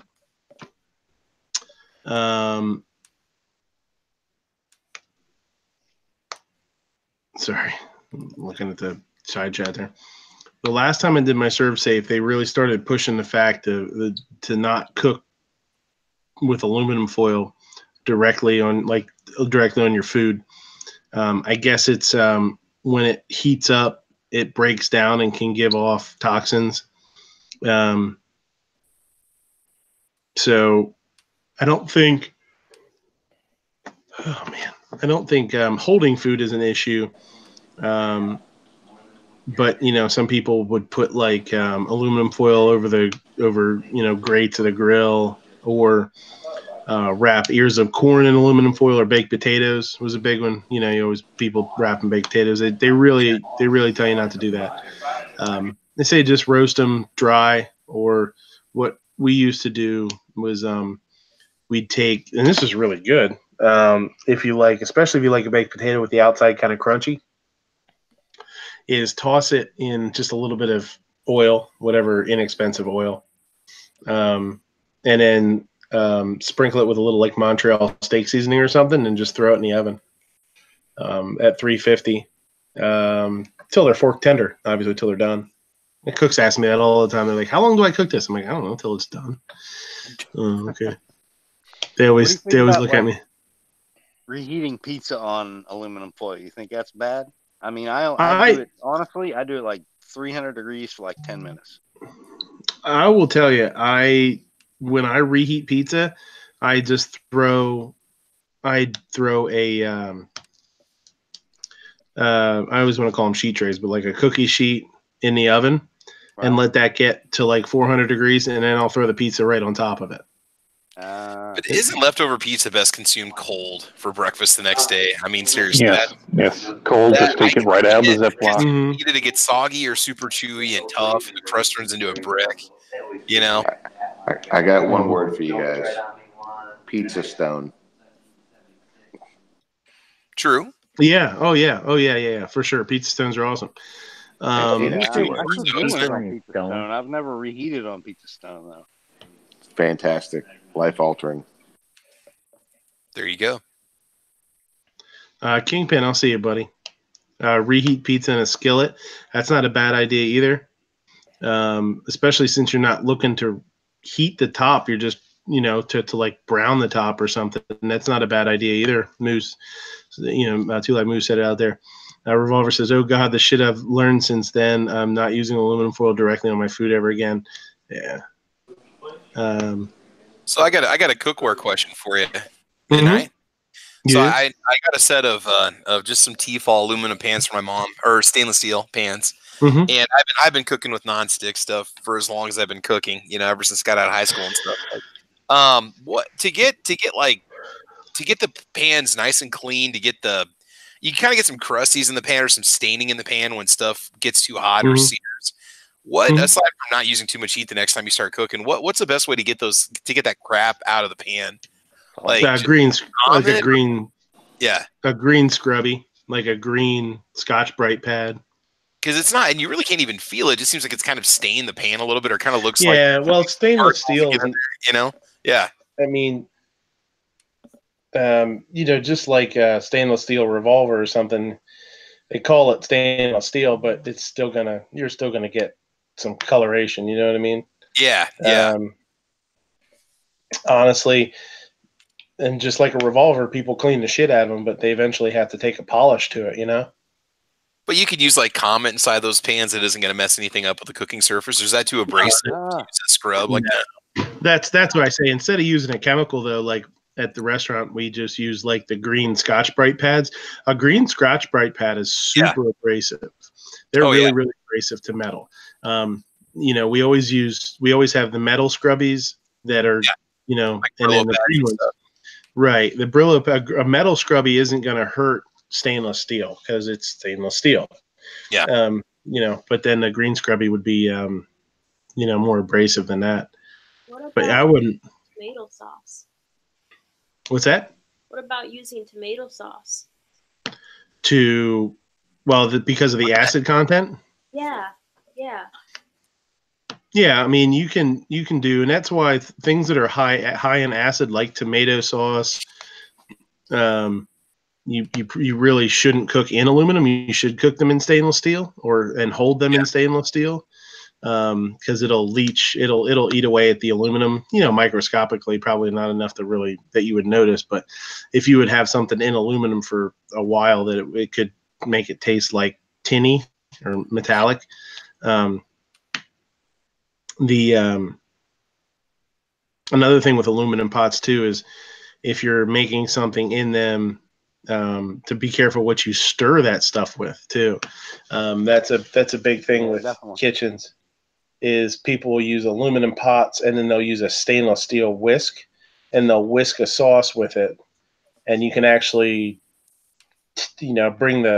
scratch the aluminum and it'll turn your sauce a bad color, like a off-white, like a tint. It can tint a white sauce to like gray almost. Yeah, I use what do you call silicone whisks.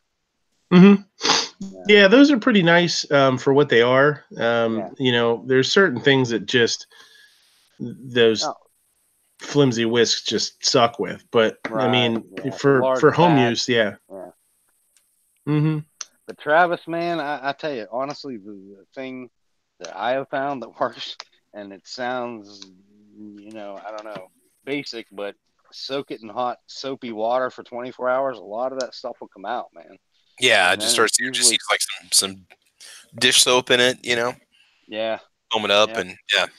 Yeah, I would think honestly, like you're not that tarnish isn't going to affect anything other than visually, and if it bugs the Well, shit out of you visually, it's more like the stuff that gets kind of seared onto because of the high temperature. Like you're doing pasta and you get it too hot, and sometimes it scorches. You know, that's what I was thinking of. Or you're making like you're cooking meat in it, and you sometimes get a little bit of that, not really residue, but just some of that burn off from it, I guess, from the hot temperatures. Yeah. And I'm also trying to learn how to cook with this stuff because it's got completely different characteristics from what I'm used to with my nonstick pans.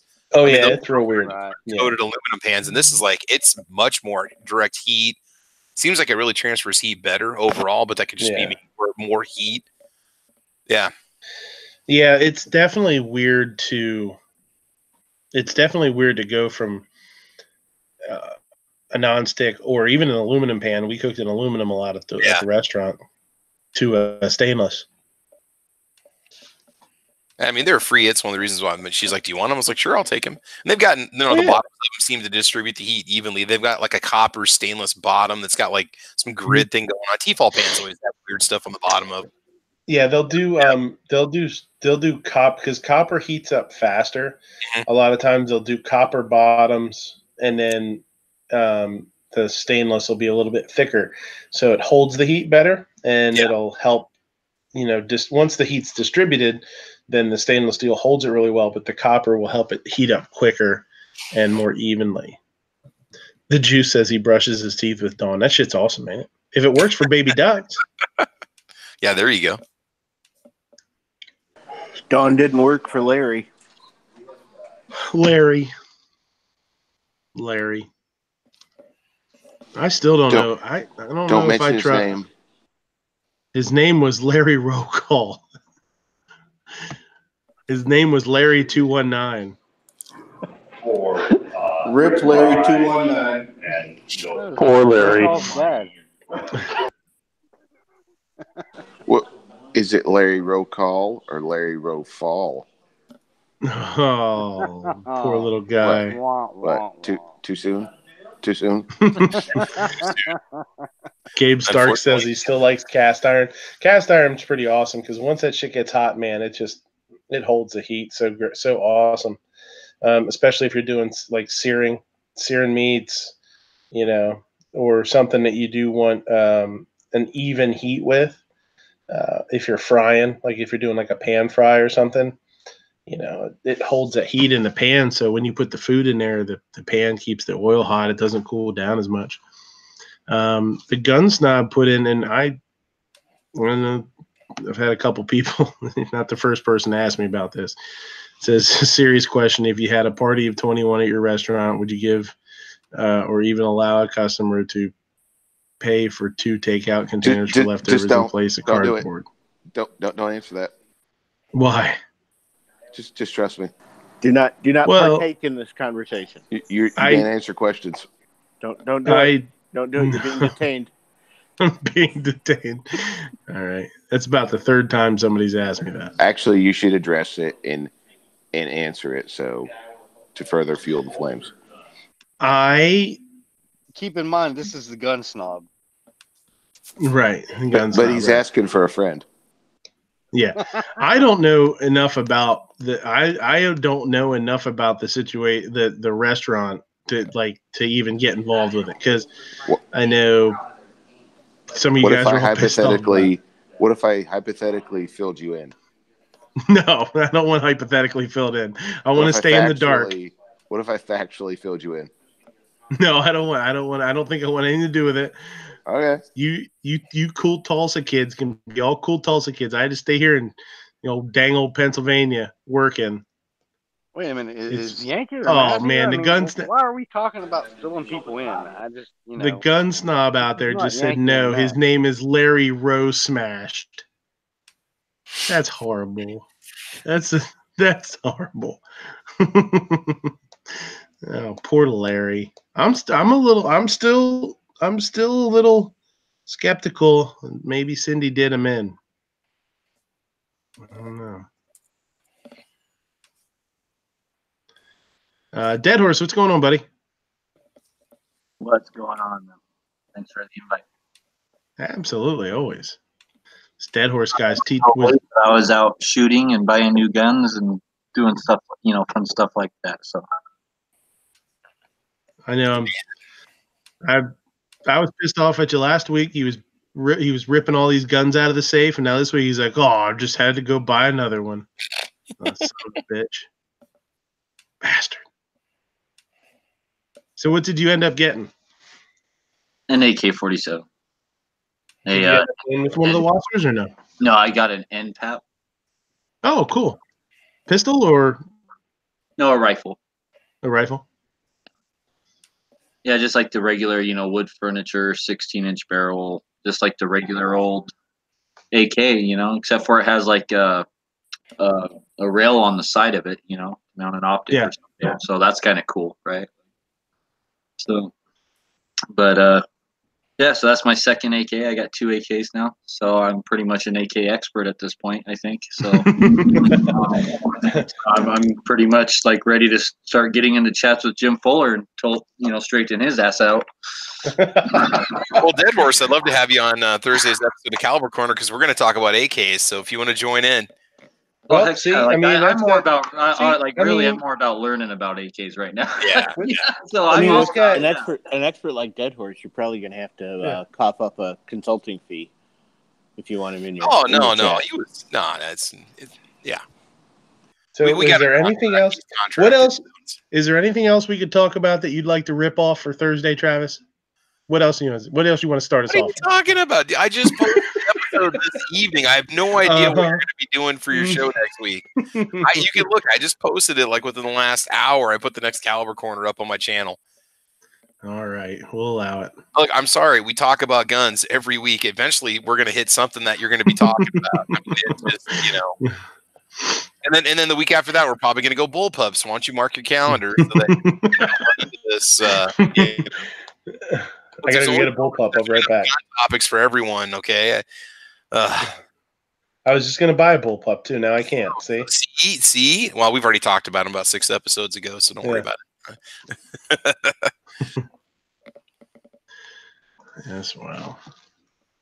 Revolver has an MPAP. He says.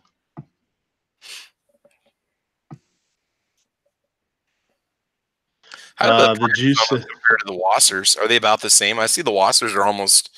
Is it 619 or 691 when I was looking them up on Classic for a Wasser? Man, I know that's a lot. I mean, when I bought my AMD, that was. I think I paid $500 for that, and the Wassers were at that time like $415-ish. A lot in the last like so many years, 5 or 6 years. Yeah. Because I don't know if it's just kind of weird on the prices on those, how much they've jumped up. Yeah, for a while you could get a basic AMD 63 for $450 just like a year or two ago. $500 on any given day. Now it's getting about impossible to find $500 AK, or if you do, it's some weird build or a company you haven't heard from before. Even the RAS 47s and the C39s have gone up in price big time. Oh yeah, I mean they're up there quite a bit too. They used to be, for a while there they couldn't give away RAS 47s, and now they're $550, $600 AKs. Yeah, what's really funny is when I was looking for an AK, and I looked at Wassers and then I found the AMD, and I just thought it was such a cool rifle. You could buy an Arsenal for they were like $1,100, and Arsenals are still like $1,100. It's really kind of weird how they've stayed reasonable compared to what they were 4 or 5 years ago. I don't really know why. I know why. Because it's really hard on something like an Arsenal or any AK to add on all the shit that you do on an AR. And all of a sudden, now I have a $800 optic. I just added on a $100 muzzle brake, a $200 rail, a $300 flashlight, and all of a sudden your $600 AR is actually worth $2,000, right? Like AKs, I don't see people doing that stuff. Like maybe a rail or something, or maybe a stock, but Yeah, I don't see people slapping all that stuff. So, like for resale value and stuff, I see Arsenals holding their steady between 1,000 and 1,200. I got a lot of since Travis P11 sent me that shit in that flashlight in the mail. I got a lot of garbage on my AK now. Yeah, there you go. Because I couldn't put it on my AR. Yeah, I got an idea for you, Travis. What's that? Did you know Mexican Creek Arsenal makes soup mix now? Oh, Jesus. They got tortilla soup mix. Uh-huh. In the side chat. Is that like the seasoning that LaRue sends I actually buy that. Our local farm supply store sells Bear Creek soup mix. So is that like the seasoning that LaRue sends you? Like the barbecue seasoning? No, it's an instant soup. You mix water with it and heat it up. When you put a rail on an AK, do you use like an 8-penny nail or a wood screw? I thought it was duct tape and a coat hanger.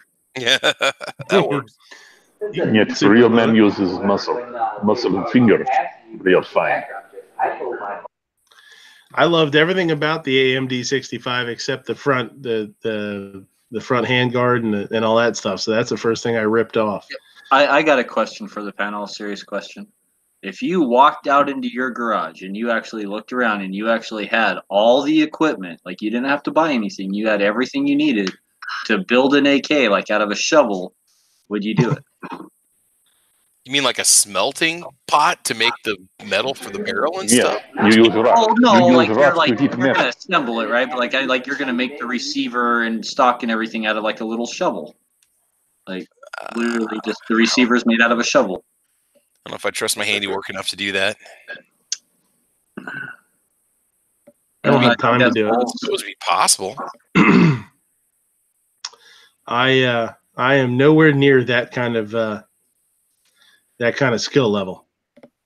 Well, so I know, but like, what if you were close? If I could, what if you just had the stuff to attempt it, right? Like if I had, like, let's say, yeah, like if all of a sudden, like if I got a job in Arizona, next thing I know, I'm living next to G, and G's got all the ability to build an AK. Yeah, I would do it.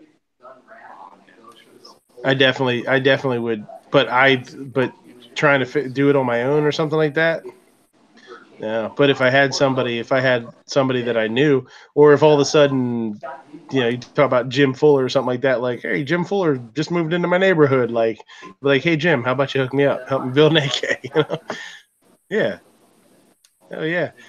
I love the idea of that kind of stuff, of building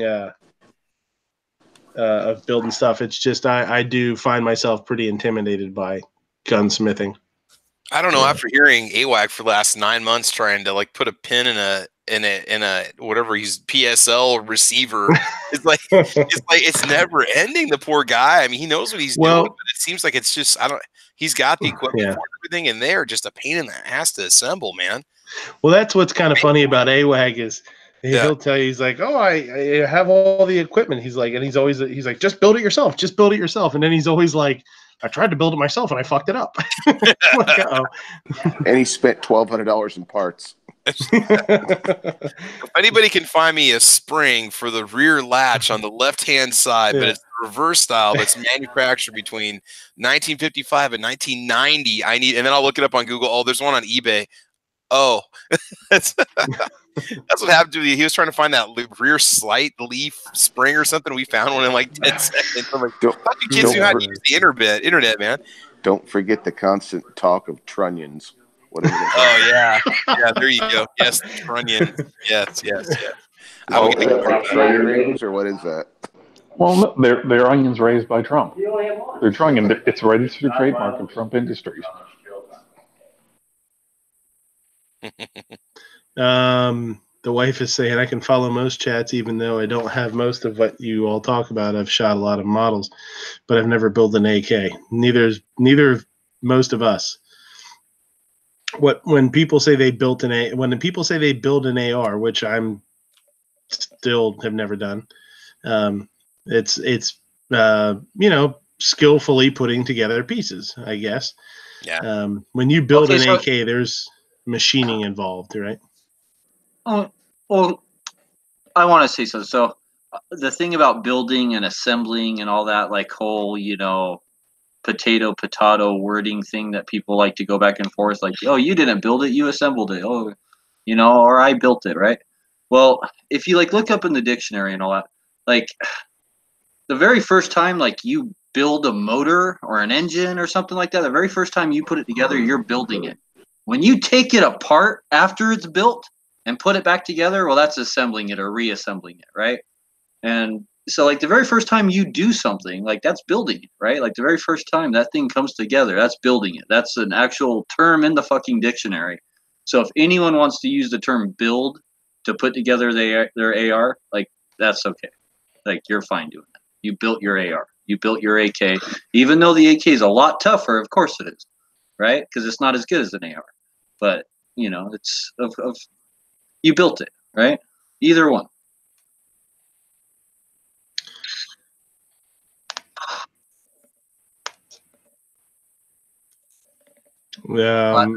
Travis T says there was a video on YouTube building an AK receiver with a shovel or from a shovel, but I think it got pulled. Diane Bishop out there. Bishop, that's a new face. I had there was one or two new faces out there tonight. So should I say assemble? No, you don't have to. You can say anything you want. Say build. That's fine. Yeah, that's what I'm saying.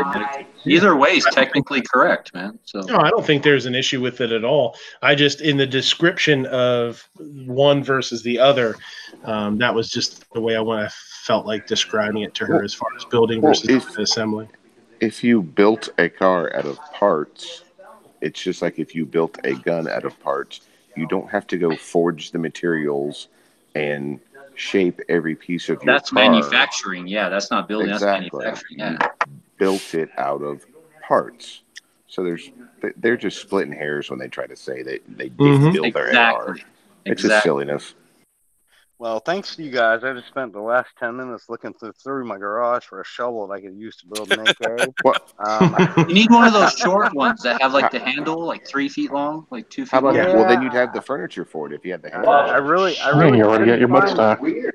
I couldn't find anything that would work, but I did find a tube that I can use for a blow dart gun. You know, if you've got an old mailbox, you can make a machine gun out of it. A mailbox? It's funny you guys mentioned that they pull the videos on how to make the AK out of the shovel. There are videos on YouTube that show you how to make. There's like a Japanese channel that shows you how to make knives out of like Jello. You ever seen that before? No. Oh my God! It's insane. And then when you're done with it, did you hit your head? No, I'm not kidding you. There's a channel that shows you they make knives out of the way that you cook it and mold it and sharpen it and stuff. I'm not kidding you, man. There's I'll find it real quick and show you. There's this guy that's all he does is make knives out of food products, and then when you're done, you can eat the evidence. No, I'm not kidding. I'm serious. I will find this and I'll show it to you. All right. Yeah. I was fast. I watched like 30 minutes. This guy like just making this knife out of Jello mix and water and stuff. Yeah. Did it start to make sense at the end? And you think it's kind of a good idea? Yeah, here it is. Yeah, this is it right here. I don't know how I found this. I don't know. Here, I'll put this on the internal chat, and then this might be a bad idea, but I probably got some students watching this, so yeah. We don't have the internal chat on the phone. We're all in the lobby. It's sharpest Jello kitchen knife in the world. It's 11 minutes and 25 seconds, and the guy shows you how he makes it. He puts an edge on it and everything. It's freaking crazy. He does everything right there on the range. Why is it greened out? Like mine's completely greened out, but when I go down on the timeline, I can watch it. I wonder if they've got it blocked or something now. Travis, you sure it wasn't a Cheech and Chong film? No, that's how it's all green. It's in the internal chat right there. You can watch how the guy makes it. He pours sharpest Jello knife in the world. Makes like a rock candy out of it in like a mold, and then carves it out and sharpens it. Well, then that's not Jello. That's just sugar. Well, no, he uses gelatin mix for it. Yeah, but you're not making Jello. That's like the world's stiffest pasta or cooked spaghetti noodle, and I'm gonna dry it out. It's gelatin and water. The only difference is that how it's heated and how it's finished. Yeah, YouTuber makes a knife from gelatin. Yeah, now the videos are. And gelatin's just ground up bone, right? So. It's like, it's connected tissue between gelatin is gelatin comes from the joints. The cooked, you can cook it out. Cartilage, right? Yeah. All right, that's disgusting. Sorta. Yeah. That's why vegans won't eat it. That's why you use some of the other vegan friendly products for that. The wife wants a bracket. Should we do a bracket? What's the bracket should we do? Like best foods to make weapons out of? No. Best brand of diet beef soda. Top 10 ways Larry met his demise. No, we know how Larry met his demise. We know. Like the top 10 weapons made from food. Food weapons, too yes. easy, though. Hey, so Midnight, before you guys start this, I'm going to go ahead and drop out because I don't think I'm making anything. But yeah, right. Yeah, I appreciate the invite. Thank you so much, man. Yeah, see you, buddy. How about the most Have a good night. How about the most nefarious uses of a shovel? No, the most nefarious uses of Jello. What if I never see you again, Psycho Camp? Well, then it's a lucky.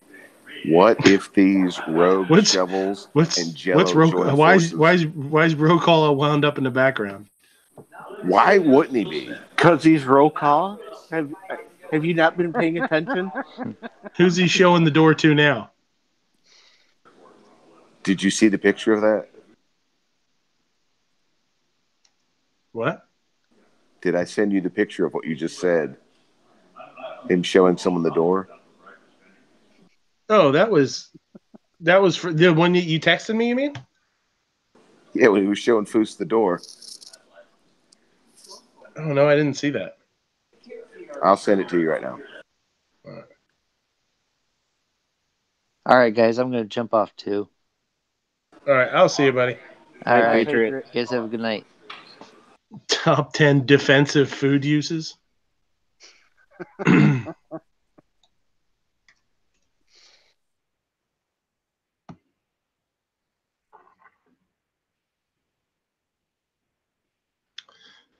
So Bishop Ammunition and Firearms. Is that who Clover? Did you deal with Clover with some new round? Was that Bishop that he was talking about? Like some crazy. Bishop has some crazy lever action round. And they have like 450 SOCOM in a lever action and crazy stuff. Stuff something crazy like that. Yeah.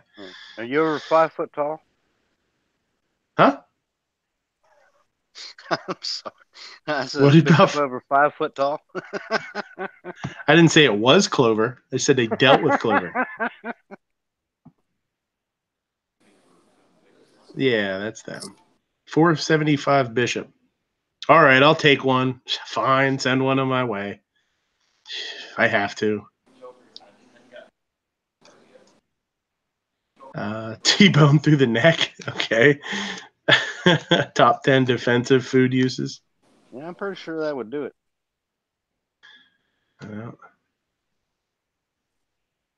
Larry discovered gravity. Gary Stark says Donut and Mike are great. Donut operator and Mike the cop.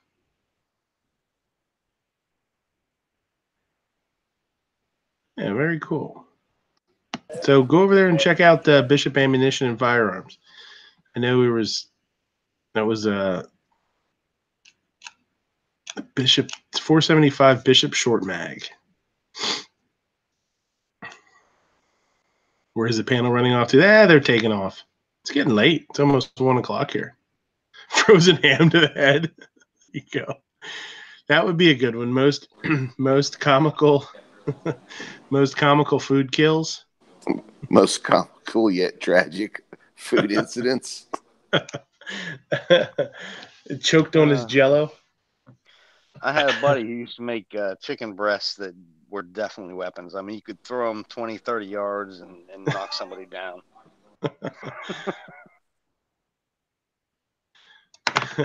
Lemon juice to the eyeball. I've had that happen. They weren't silicone chicken breasts, were they? I'm sorry, what was that? They weren't gizzard chicken breasts. No, I said they weren't plastic chicken breasts, were they? Oh, no, they were real. But he'd put them on the grill and cook them for a good 30, 40, 50 minutes just to make sure they were done. Gizzard's a guy. Right. Gizzard's a freaking Gizzard's a freaking savage. They all went out for dinner tonight, and he got a chicken sandwich. That's right. Wow. You'd think you'd have to be like quieting down roll call. No, it's Gizzard. I mean, he just gets wound up. Well, he gets that chicken in him. He goes chicken crazy. He gets the flesh and the knowledge and the power of his fallen brethren, and it just goes crazy for a while. It's like Lazarus Pit. That's right. Hey, tell roll call to tell roll call to pipe it down. He's ruining my show. All right, true story. A good friend of mine has a pig. Yes, a pig. He thought it was going to be a little pig. Are you friends with Obnoxious's wife? Ended up being this pig about 4 feet long, and once a year over at his house we have a pig picking. And last time, a what? And the okay. Well, he didn't cook his own pig. What is a pig picking? Oh, I guess. Okay, never mind. I'm in the south. Like a pig roast? From up north, you have to explain it to him. Is it like a pig roast? Yeah, kind of like that. You use this big wooden box and put charcoal in there, and then you put the pig down in there and you let it cook for a couple hours. And yeah, okay. Yeah, that kind of thing. And then do like a pit pig, something like that? Basically, yeah, exactly. Yeah, you're cooking a whole friggin' pig. And when they were carrying it in the house to chop it up, to serve it, they kept dripping juice and they dropped a few pieces off. And the real live pig, boy, he was just going all over it. He was just tearing it up. We were dying. I mean, it was just I don't know. Maybe you had to be there. It was funny. The wife doesn't like anything with a face, so she's not not a big. Explains why she married you. Yeah. I understand what you mean. That was one of the hardest things for me. Oh, I'm sorry, Sarge. Go ahead. No, I was going to say I cannot confirm nor deny, but you can feed a duck chicken nuggets. They'll eat them. But yeah, when I was in Japan, that was one of the toughest things for me was eating fish face. So I'm not used to my food looking at me. Huh? Yeah, fish face. That's funny. Rather eat whole fish than some of the sauces and stuff that they make. There's some scary shit over there. Oh yeah.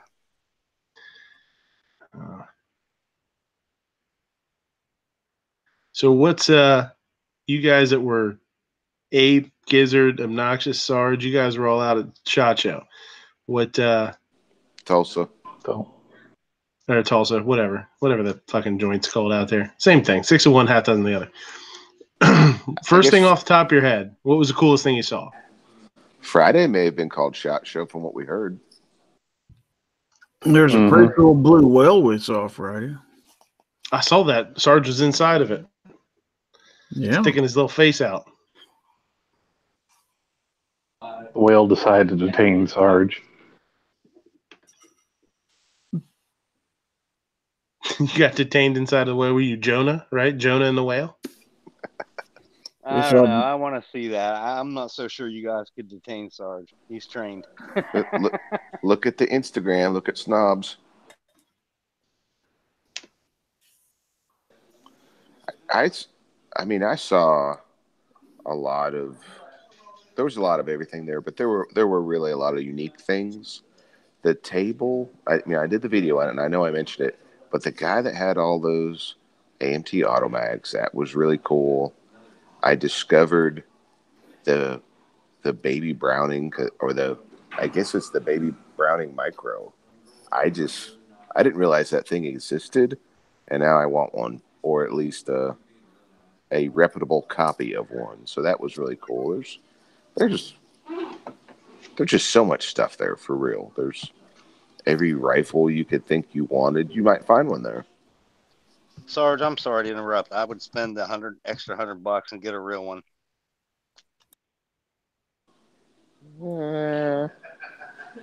Maybe.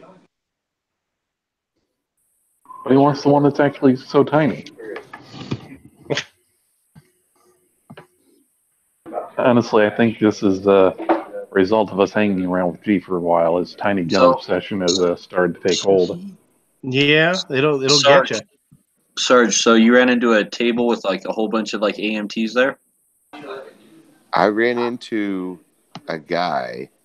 He, excuse me, he brought 50 or 60 there. I did a video with him on my channel, and he said he had a couple hundred more at home.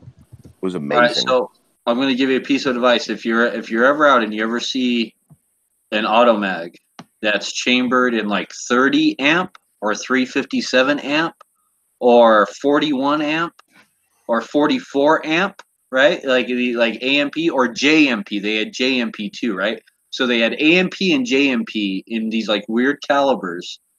If you ever run into those are worth money, like big money. If you ever find a deal on one of those, like that's the one to collect, right? Like don't worry, like the ones in 45 ACP and all that. Yeah, who cares? Like the ones that were those oddball ones, those are the ones that are like really highly desirable, that are like super, super rare. Like some of those caliber guns, they only made like a dozen of, right? And they'll sell for like $12,000 for one gun. So those like foreign made mags? What's that? Are those like foreign made mags? Or we're talking like the Automag pistol. Okay. Yeah, that was made back in like the late 60s to, gosh, I think it was made off and on all the way up into like the 80s. Oh, okay. But a couple times when they would open up, it was basically the same guys, and they would kind of keep opening up under a new name and then producing the same pistol. And then like they would offer like a new oddball caliber, right? And they'd stay open for a couple years, and then they'd shut down for a couple years, open back up under a new name, but still selling the same AMT pistol, and then they'd have a new oddball caliber, right? And that's why some of them are so rare. And some of them are like, some of those guns are worth like just thousands and thousands of dollars. It's unbelievable money. Well, so I might know the guy that you ran into, Sarge. I might have met that guy. I might know who you're talking about. Well, he definitely knew what he was talking about, and he would be the one to talk to, because I'm into those old AMT pistols and like laser aims and detonics and like some of that old crazy stuff from like the 80s and 70s. I'm into that stuff, right? So I think I know exactly who you're talking about.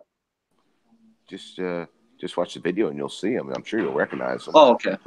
But yeah, if this is the ones he's selling off, and some of them were, I mean, they were all very, very, very good condition. One of them was unfired, and it was from their custom shop. If quote unquote custom shop, he had an unfired 50 AE from, and so that's how it was designated.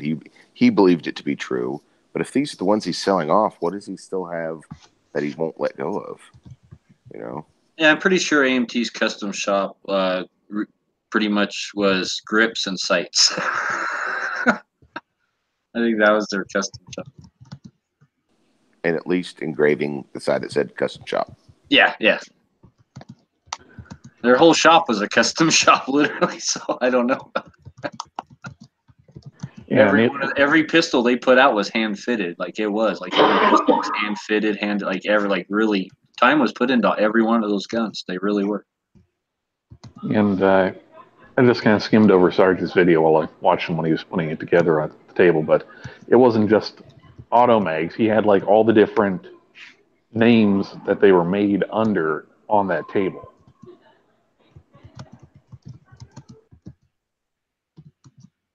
Oh yeah, so there was like, let's see, there was High Standard, Arcadia.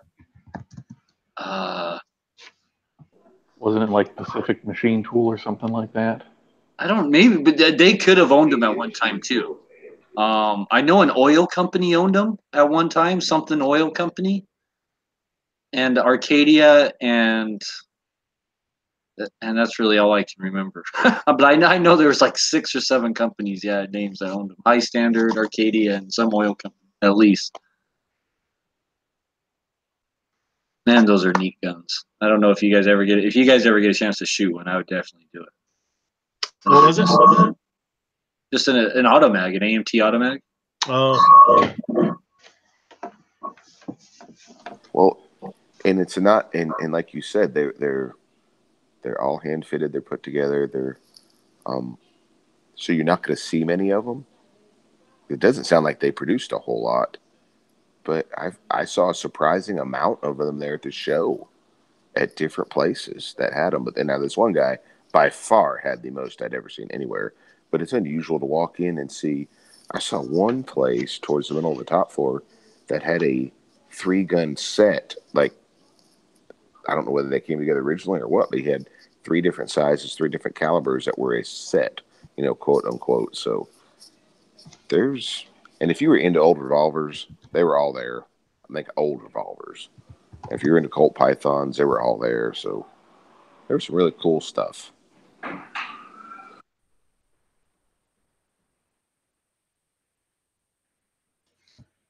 And wife says, "I'd like something lever action. Never had a rifle, man.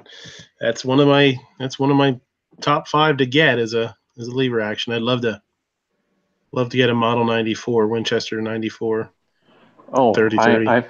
I haven't posted it to Instagram yet, Midnight, but I found, if she wants a lever gun, I think I found the perfect one. It was on this table on kind of a top rack with kind of some old elderly gentleman with a couple other lever guns. I believe it was I don't remember the particulars, but it was a lovely vintage $90,000 Winchester lever gun. Oh, cool. Why didn't you pick it up? You should have known I'd buy it. I'd like because you didn't give me the pin to your credit card to get it for 9mm. Well, that wouldn't have done you any good to have the pin or anything of my credit card. What were you going to do? Throw it at the guy? Try and distract him and steal the rifle? He was going to sharpen the edge and take it like a Jello knife. Hey, there was probably about half a dozen guys doing free knife sharpening. So here, you think your sharpener's so hot? Sharpen this credit card for me. Yeah, I didn't know that. Aside from the meteorite guns, I didn't know there were $90,000 guns out there. Oh, there's tons of stuff. I'll tell you what's a really cool. Like, I started looking up. If you go on Gunbroker and all that, those kind of places, there's all sorts of crazy stuff. One of the things I got into really looking at for a while was Blazer shotguns. Man, those are super expensive too. Really ornate, a lot of scroll work. Most of them are breakdown, double barrels. They're really cool. Sounds cool. I just haven't run into that before. Yeah, I think that's what's kind of neat about sites like social media, like Instagram and stuff, because you'll notice something. Somebody will share something. It's not necessarily theirs. They might be at a show, or there might just be something that they've seen somewhere, and they'll put a picture of it, and you catch it, and you're like, wow, what the hell is that? And next thing you know, you're going down the rabbit holes looking at some of this crazy stuff. It's interesting. It can really suck you in. You know what I mean? You do that with a lot of calibers too. You'll hear about calibers and stuff, and you end up looking up something on Wikipedia, and a lot of times you'll see parent cartridges or Wildcat cartridges or something like that.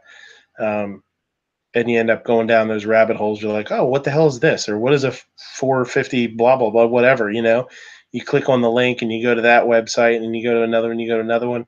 I'll do that with ammunition sometimes, laying in bed or whatever. I'll literally just be looking up cartridges.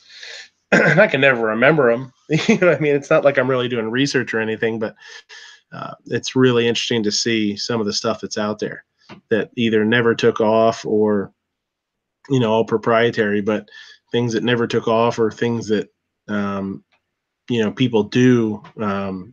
Competition shootings like that, sometimes you see guys that used to do wildcats specifically for competitions and things, and it's fascinating to me to be able to do something like that. Yeah, really cool. I kind of blew it in a way.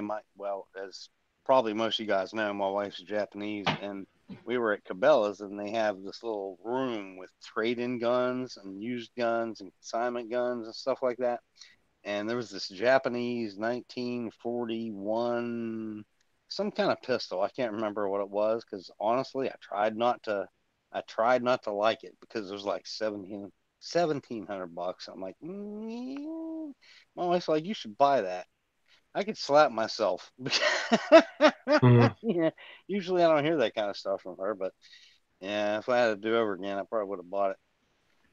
Yeah, I definitely, I think that's something that when you're younger, you don't realize that sometimes those deals that just pop up in front of you do need to take them. You need to jump on them if you can before you get older and you got a lot of bills and you got kids and stuff, and then you can't do it. But yeah, there's a lot of that stuff especially when you're young, and even when you're married, if you're married but you don't have kids or something, and you do have a little bit of expendable income, you pass up stuff and you're like, I don't know. Yeah, it's a really good deal, but I don't know. Now you look back on it, you're like, I should have bought that goddamn thing. Because now, even if it wasn't something that I really wanted, you see it as an investment. Some of those older guns, going up in prices now, and it's like, wow, that $200 gun that I bought then is now $600-700. Sell that or trade it. Trade it for something that you really do want. That guns are investments. They can be really good investments. Especially if you're smart. Like, let's be honest. If you buy a Glock 19, yeah, right. like you might not lose a lot of money on it 5 years down the road, but you're probably not going to be making money on it either, right? But so it's gun dependent, definitely. Metal framed guns, aluminum or steel framed guns definitely hold their value better than polymer guns. There are some certain exceptions to that, like HK USPs and stuff like that, but that's generally, the exception, right? And but metal framed guns, what I found is a really good investment is special edition guns. So Colt Centennial guns or special edition Golden Spike, Marine anniversary, or Army anniversary, or whatever, this war or this battle commemorative edition that's all gold plated or inlaid and scrolled, and there's a limited edition of 2,500 and you get a case and a certificate. Those are the guns that I found in a very short time span, which is 20 years, granted, right? When we're talking guns, that's a short time span. 20 years later can more than double their value in just 20 years. So that's better than, pretty much any kind of stocks or bonds or any kind of, investments that you're going to get into, really, that I found. Those guns generally double in 20 years. That's the truth. If you just kind of keep tabs on it. Special edition guns, especially from companies like Colt, granted, like in Smith and Wesson, stuff like that. Again, it's company dependent, but those guns double their money in 20 years. It's almost a guarantee. Yeah, I definitely wish, when I was younger, I mean, I was always around guns. I shot and, but I didn't have anybody that was, really that was, I would say, was a gun collector. My cousin that I hunted with, I guess, was, but he never really talked about it a whole lot. So I never really had anybody in my life that really pushed that narrative, like, hey, yeah, it's, I have this and I have this and that's, I don't really shoot it much, but it was a really good deal or it's pretty rare. So, in the future, I'm planning on maybe selling it. Like that kind of thing really wasn't talked about a whole lot. Most people bought things that they wanted to hunt with. They bought things that they wanted to shoot. And, I wish, I had it a little bit more the other way. Because if I thought about it, when I was younger, if I would have started, collecting some stuff, man, now it'd be amazing because I was still, young enough that, I'm still young enough that, or old enough that I could have, bought a couple SKSs, a couple of AKs, when they were super cheap.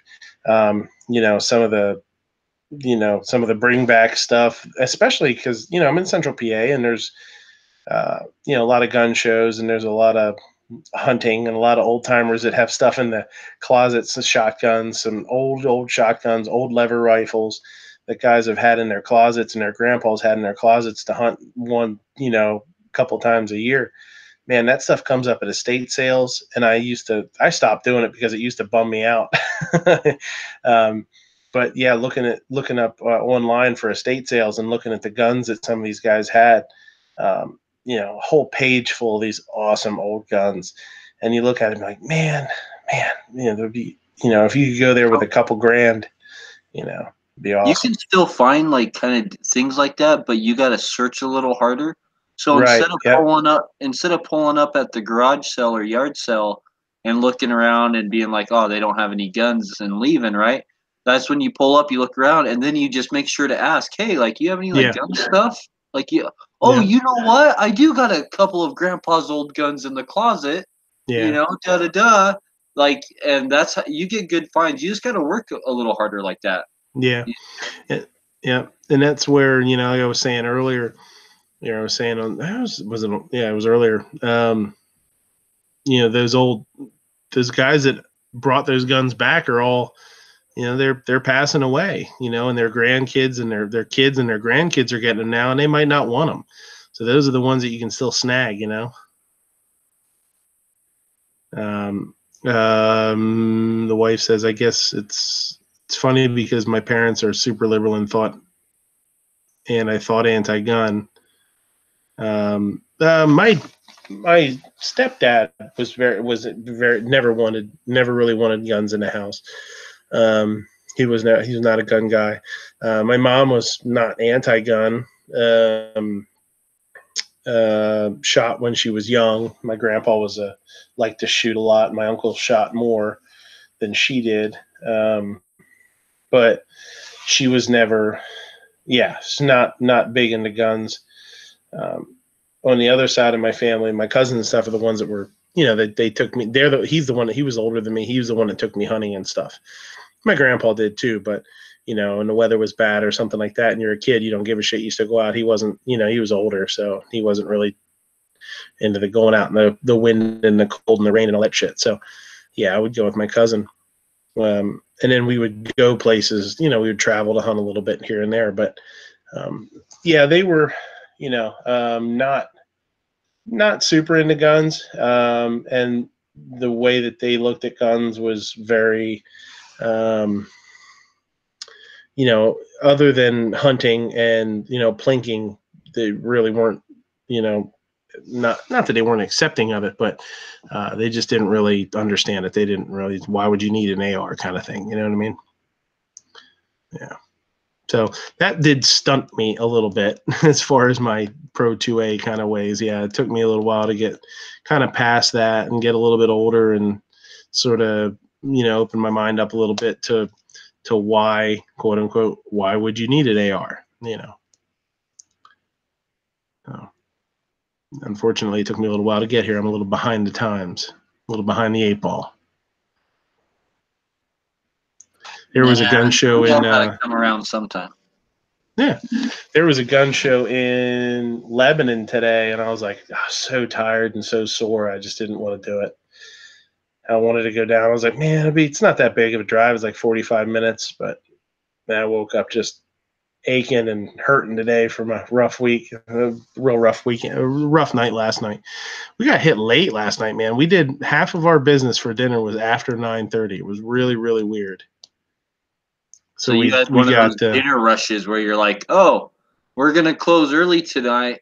Yeah. And someone's like, God damn it, you just jinxed us. And then like everyone comes in.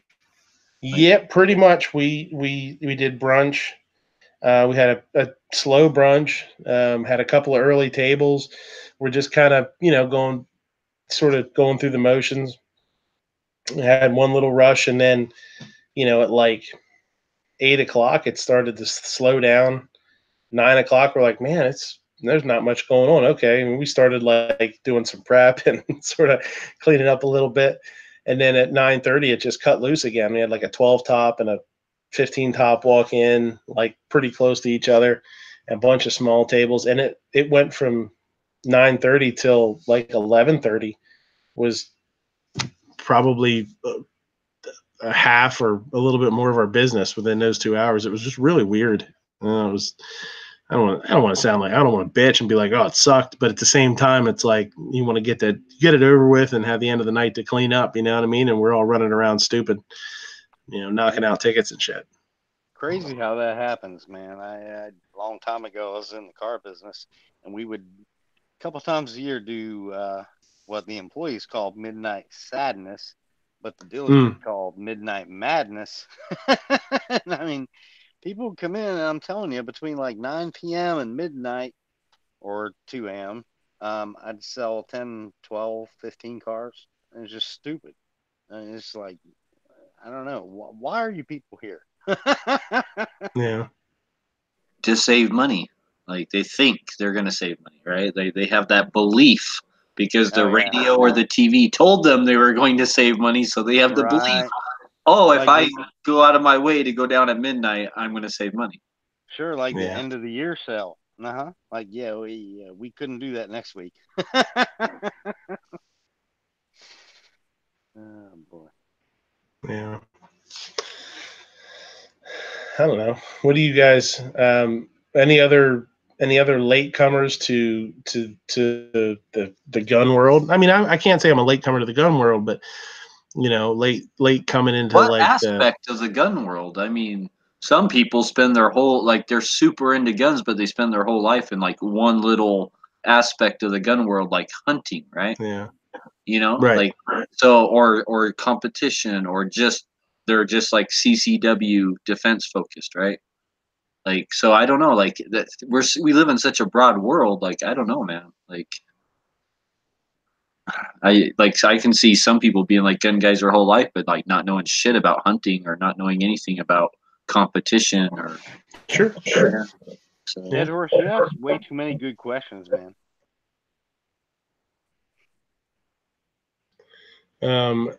Guy that comments says Dad would tell me stories about him hunting, and that fed my FUD tendency. Guns are for hunting. Yeah. Yeah, and it's kind of the same way. Like I had a shotgun, and I didn't even own a rifle to deer hunt. I borrowed my uncle's 30-30. That's what I hunted deer with. I loved it. It was great, and that's why I want to buy another one. It was a Winchester 94. Yeah, I didn't really get into it. I didn't own a handgun until I got married, or right around when I got married, when we moved into our first house together, my wife and I. That's when I bought my first pistol, and I didn't carry it for a while. And when I did carry it, it was a little bit large, and I carried kind of uncomfortably, kind of unconfidently too. I carried just when we went one or two certain places. It was really odd. I didn't really like it. So it took me a little while to get into it, and then switched guns, got something a little bit smaller, something a little bit more comfortable. Inside the waistband carried for a little while, which wasn't really super comfortable for me either. I mean, it was okay. And now switched to outside the waistband concealed, which is much nicer, much more comfortable. Bishop Ammunition and Firearms up there saying the 4570 Marlin 1895 GBL. That's an awesome rifle. Uses an uncontrolled feed, so we were told that that is why you couldn't just rebarrel it and shoot a rebaited rim cartridge. So we changed, right? That's what's so cool. I mean, that's another thing. I mean, you don't know things until you know things. When I got my 8mm, I didn't really understand what control feed was versus non-control feed. It's such a cool thing. Such a neat bonus of like the Mauser style or the Mannlicher style actions, to have that round actually gripped by the bolt. Turn the rifle upside down, work the action, nothing falls out. It's awesome. Yeah.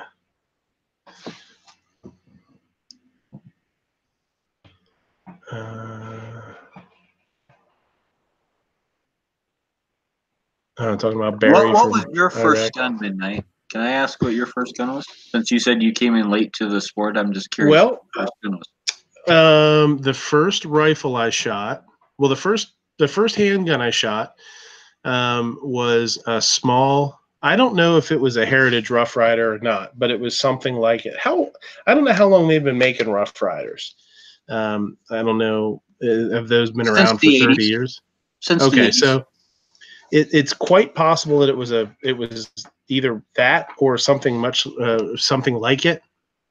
It was a 22 revolver, and I remember shooting that when I was really young,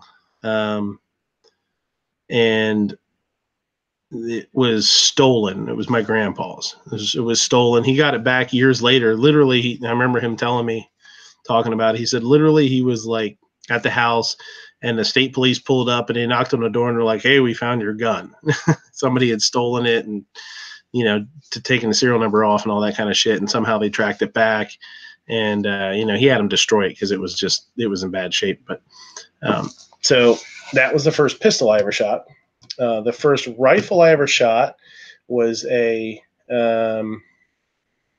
J.C. Higgins tube fed bolt action 22 short, long rifle. I actually have it in the safe. I have it over here right now. I still have it.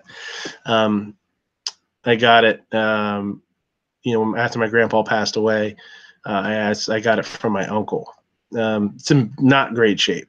The stock is cracked, and it had quite a lot of rust on it. Surface rust, nothing horrible. So I actually re-blued it myself and did a piss poor job at it. But hey, it was kind of a cool project, right? It was actually a neat little project to do. I learned a lot doing it, and I think if I ever did it again, I could do a lot better job. So that was kind of neat. If you've never done like one of the Birchwood Casey re-bluing kits, they actually work pretty good if you take your time. I've seen some people do them. So that was the first. Go ahead.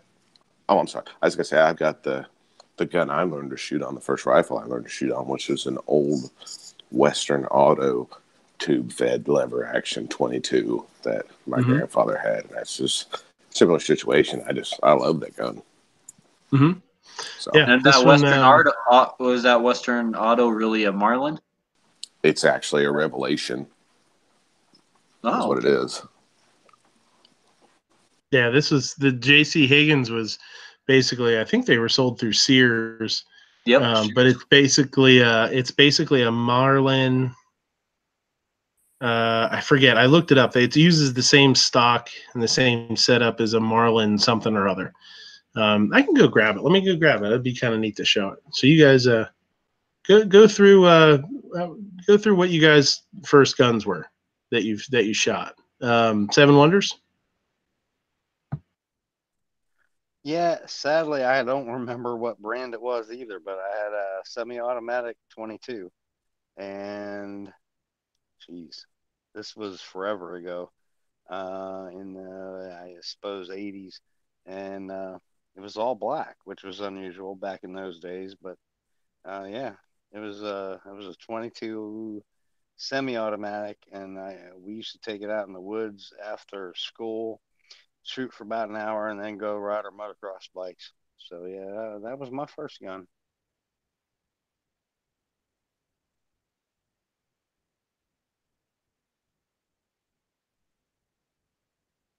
I don't remember the first gun I ever shot because I grew up shooting guns from such a young age, and like such a gun family and stuff. Like I don't remember the first gun, but but the first gun I do remember shooting was a 30-06 from a bench, and I was like 5 years old. And that's the first gun I do remember shooting because of the kick. And then right after that same day, shooting a 12 gauge. And that was like big boy time. That's and I know everything before that was just like a Ruger Mark I pistol and probably some sort of 22 bolt action rifle or something, I'm sure. But I remember the 30-06 and 12 gauge. That's stuck in my memory because it bruised me. You know, I went home burning, but kind of happy at the same time. And I remember I was like so scared, like ready to piss myself, and like My uncle made it like such a big deal, right? Like, oh, this is a 30-06. Like, I thought it was just some kind of like, you know, like missile launcher or something. And he's like, that was just such a big number, like to me, like 30-06. Like, what is this, right? And, Yeah, that's not exactly a slow way to start right there. You know, it's not like a 22 pistol or. No, but it was from the bench, you know, like, and one of them was like right behind me with like their hand on like the back of my shoulder, right? And like, yeah. you know what I mean? So they weren't like assholes, like, oh, you're gonna like fall down, and you know what I mean? Like, you know, but like I definitely got like a hurt shoulder, right? Like I definitely, Oh you yeah, know, but, I'm sure. but I they remember didn't. the first time I shot a 30-06. I was probably 15 or 16. I was like, oh my god, and yeah, and it's funny because I think that was the same day I first time shot a 12 gauge. So yeah, I'm with you. It was kind of like wow. Of course, yeah, I wasn't 5. I was more like 15, 16, but. And then my first gun was a BB gun rifle, probably like right at that same time, right at about 5. And then I got my first like real gun, like it was a 22 bolt action Remington. I don't remember the model number, but it was an old bolt action Remington, probably from the 60s. That was my great uncle's. And when he passed away, I got that rifle, and I was 7. Wow. And that was my first gun. And it had a bent barrel where supposedly the story was like he forgot it behind the truck and like ran over it, right? Oh, no. So it had the slightly bent barrel. So it would shoot like at, you know, probably like 25 yards. It would shoot like 6 inches to the left, like with the sights all the way over, right? Well, It's still like 6 inches to the left. But at 100 yards, you're like 4 feet to the left, right? Like, you're you a couple know, feet off. yeah, so it was like, you know, but still, I shot the piss out of that gun still, right? Oh, I'm for sure. for a couple years, and then they got me a better one that shot straight because I complained so much, right? By Like, any chance, do you still have that gun? no, I wish. Oh, dude, I wish I did. know. Believe me, I did the same thing. I think when they gave me the new one, they took the old one and I think they sold it or traded it in at at a pawn shop or something for the partial trade for the new one, right, or something, right? Yeah. So, because like I don't remember exactly what happened, but I know as soon as I got the new one, the old one disappeared. So. Right. You know, I wish I still had my first one, my 22 semi-automatic. Yeah, I'm not proud of this, but when I was a student at Ohio State, you know, money doesn't just come flowing in, and I ended up taking it back to school with me and took it to a pawn shop and pawned it for $50, and oh God, and I couldn't afford to pick it back up. So yeah, that's kind of heartbreaking. But I got the first gun that I actually bought myself on my 18th birthday. I went into Walmart and I bought a Savage Mark II 22 long rifle on my 18th birthday. You know, bam, first gun I ever bought myself. I still have that gun. I've put so many rounds to that gun. I love that gun. I love it so much. I bought a second one and I kind of retired that one. And so now I use the second one that's just like it, the newer one. But I still have the original, right? Like, and that one that I've had, you know, I've had that for, you know, 25 years. So. Wow, that's pretty cool. I envy you, man. I mean, I have a couple of my dad's service revolvers. He was in the Army and also a cop. So yeah, that's. Well, I guess it's not 25 years. It's like 22 years or whatever. But like, it's getting close. Like I've had, you know, like that's the first gun I ever bought myself. I still have. So I'm kind of proud of that. Yeah, that's cool. Even though it's just a 22, you know, it's still. Right. Welcome back, Midnight. Yeah, there's a J.C. Higgins 43DL. It's a model 43DL. This DL stands for deluxe, actually. That's sweet, man. Super fancy. Like, you know, the DL had like the trigger guard. It was metal. It wasn't like blued. You know, chromed. It has chromed bolt and chromed. Yeah. I bet those are chromed. Yeah, that's probably. Cool, man. Yeah. If that was nickel, trust me, if that was nickel, it'd all be gone by now. That's chromed. And then, like I said, it's tube fed, which I'll tell you what, man, as a kid, I had the choice, you know, I had the choice of shooting whatever I wanted. and we had a bolt action 22 with a scope on it, and a little lever gun 22. And I always shot this one because the tube fed was just awesome to be able to put like whatever it is, 16 rounds in it or something. Right. And just load it up and go, if you went hunting or something like that. So yeah, it's I think the older one that had a 21-inch barrel would hold like 18 in the tube. Yeah, I want to say this was like,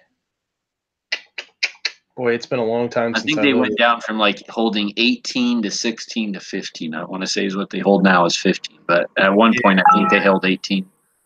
Yeah, I have a Henry 22 lever action that holds 15, but I'm seriously considering getting a 357. Yeah, and then just regular old sights. I never shot anything with a peep sight till I was recent, actually. I've always had just the notch in the back, and then when I hunted shotgun wise, this was my shotgun that I hunted with. This is a Stevens 77B. Big old, old school pump. Nothing fancy. Yeah. I bet that's taken some game in its life. Yeah, well, it's tried to. Yeah, I hunted turkey with that, small game, pheasant, and then grouse. I hunted grouse with it. Never shot a grouse with it. Missed a pheasant. Never took a turkey. Yeah, I did a lot of. I was not as patient as I was and as I am now. So a lot of squirrel, and I shot a lot of squirrel with it. And then I hunted deer with a 30-30 when I hunted. But it's just nice, just a nice, good old, inexpensive pump shotgun, I'm going to blow your mind. So we always sit around and we always say, man, these old guns and stuff, like if only they could talk, the stories they could tell, right? We say that kind of stuff, right? So with today's like social media and cameras being everywhere and people having cameras on their guns and all that, here pretty soon, like our guns are going to be able to like tell their story and like we'll like kind of like watch their whole life, like boom, I bought this gun, like this new gun. You want to watch its story with me? Like let's watch its last 40 years, like right? Like, yeah, you're right, man. Honestly, yeah. I mean, when you think about it, it's 100% true. And you talk about some people that are like super, super into social media, and they just want to chronicle like every bit of their life. Well, yeah, like every hunting trip and range set, pretty soon, like our guns will be able to tell stories. I'm just saying. Mm-hmm. Yeah, you're right. Yeah, now too with the technology to actually be able to give you a picture of your scope, basically like what you're looking at through your scope. You can actually see. You could actually see what I'm looking at through my scope. Yeah, it's crazy. It's pretty amazing. They okay, 2 years ago or something. You guys remember when that Hornady came out with that it was Vortex. Or was it Hornady? They did that bullet cam April Fool's joke. Yeah, I think that was Vortex, wasn't it? Yeah, I think that was Vortex. Yeah. They did that bullet cam. Did you see what they did this year? No, what did they do?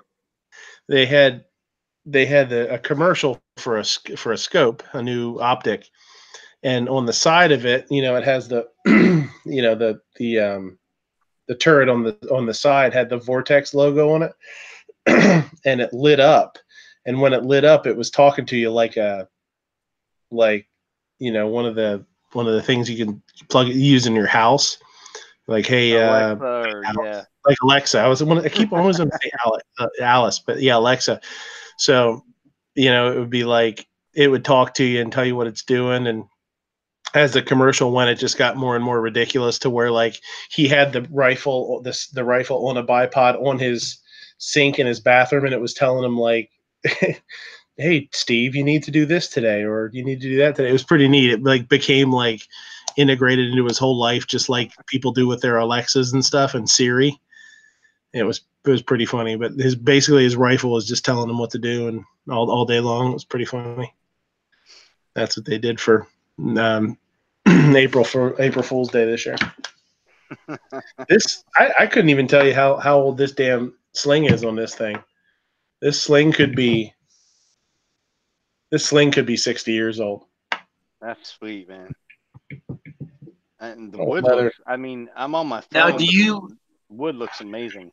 now do you worry about like keeping that sling conditioned or anything like that? No. Or have you looked up about like preserving old like wood from drying out, cracking, and sling preservation? And I haven't. The issue that I've had in the house that we're in now is a little bit of surface rusting. So I have to sort of control the moisture in my safe. So I don't think drying out is ever going to be an issue for me.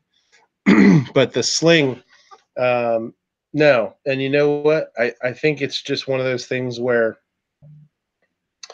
this has been in such gnarly conditions for so many years that it's like I'm not even worried about it. It's like hardly got any cracks or anything in it. It's just I don't know how the hell the thing is in good shape, but it is. It's just amazing.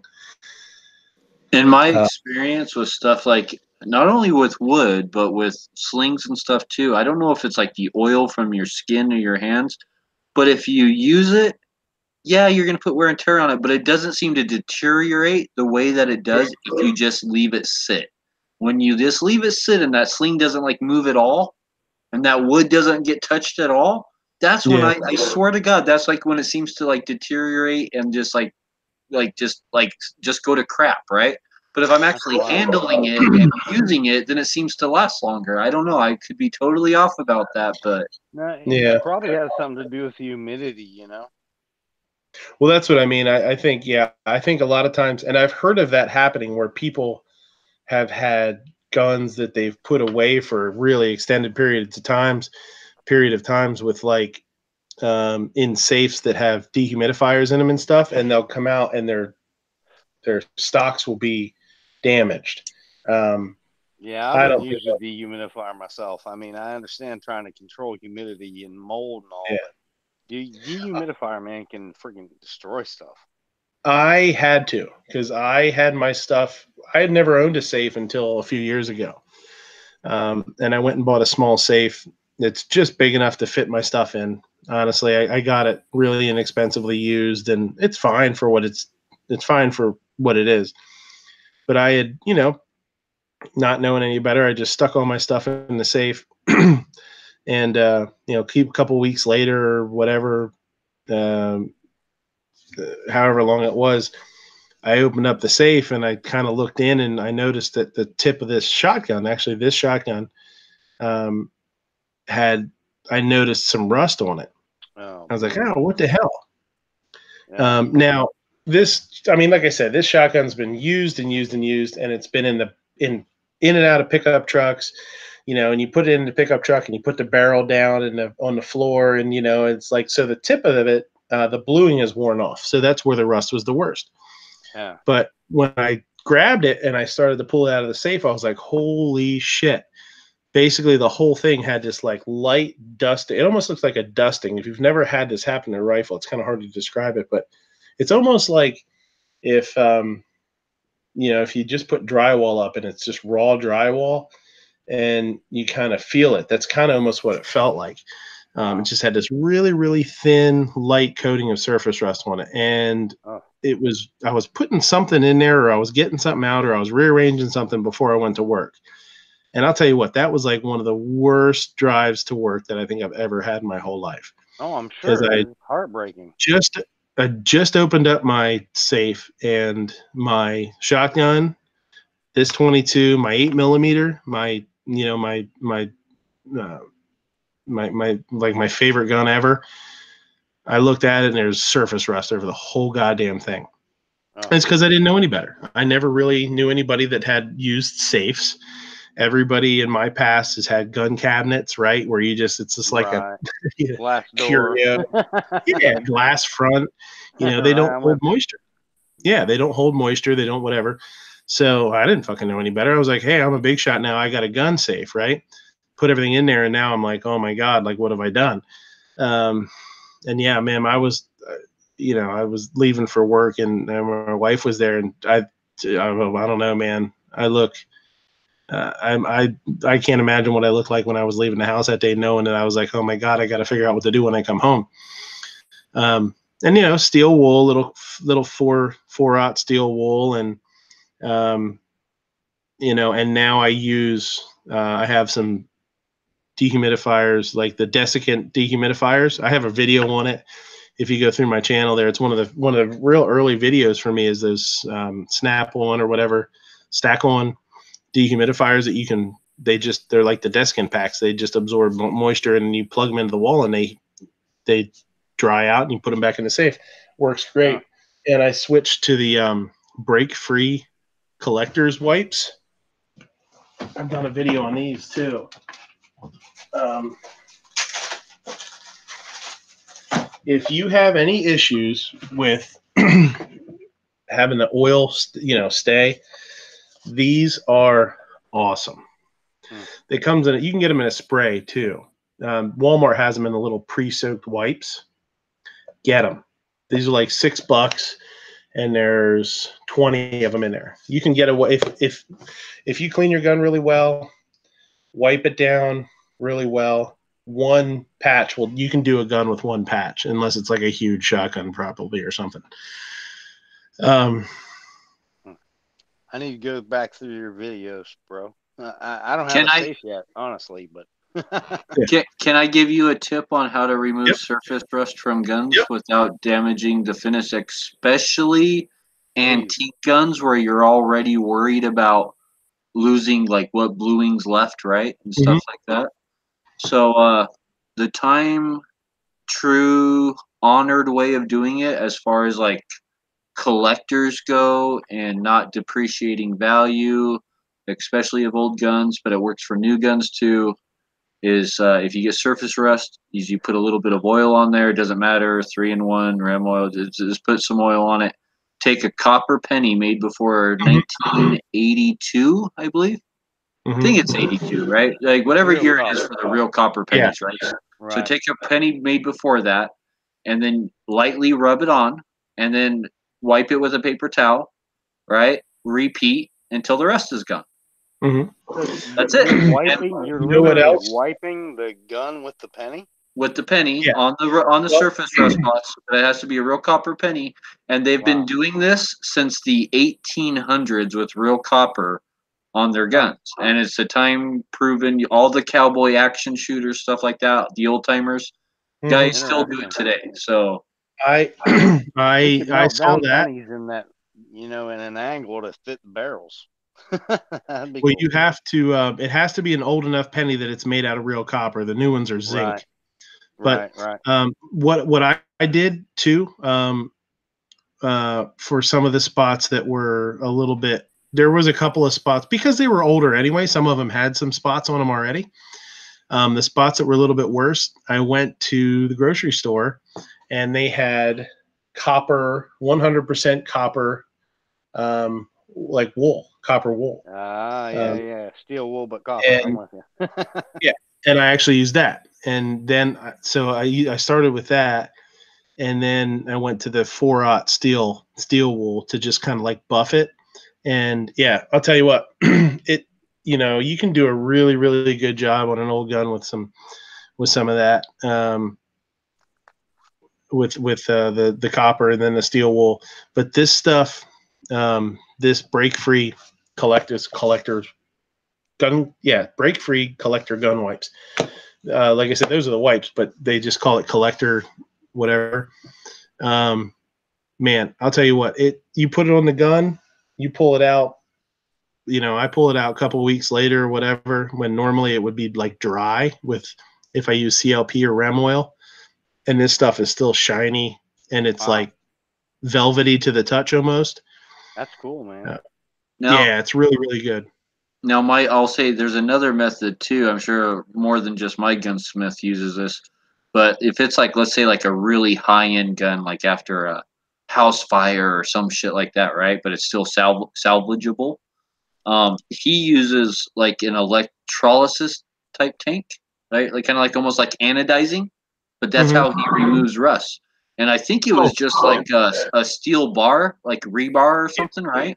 That he was using in the tank with the gun. And he would like stick the gun in there for 15 minutes, pull the gun out, wipe it down with a rag, and it was rust free. You know what I mean? It was awesome. So like, but that was like, you paid money for that. That's at a gunsmith. I had heard something the other day.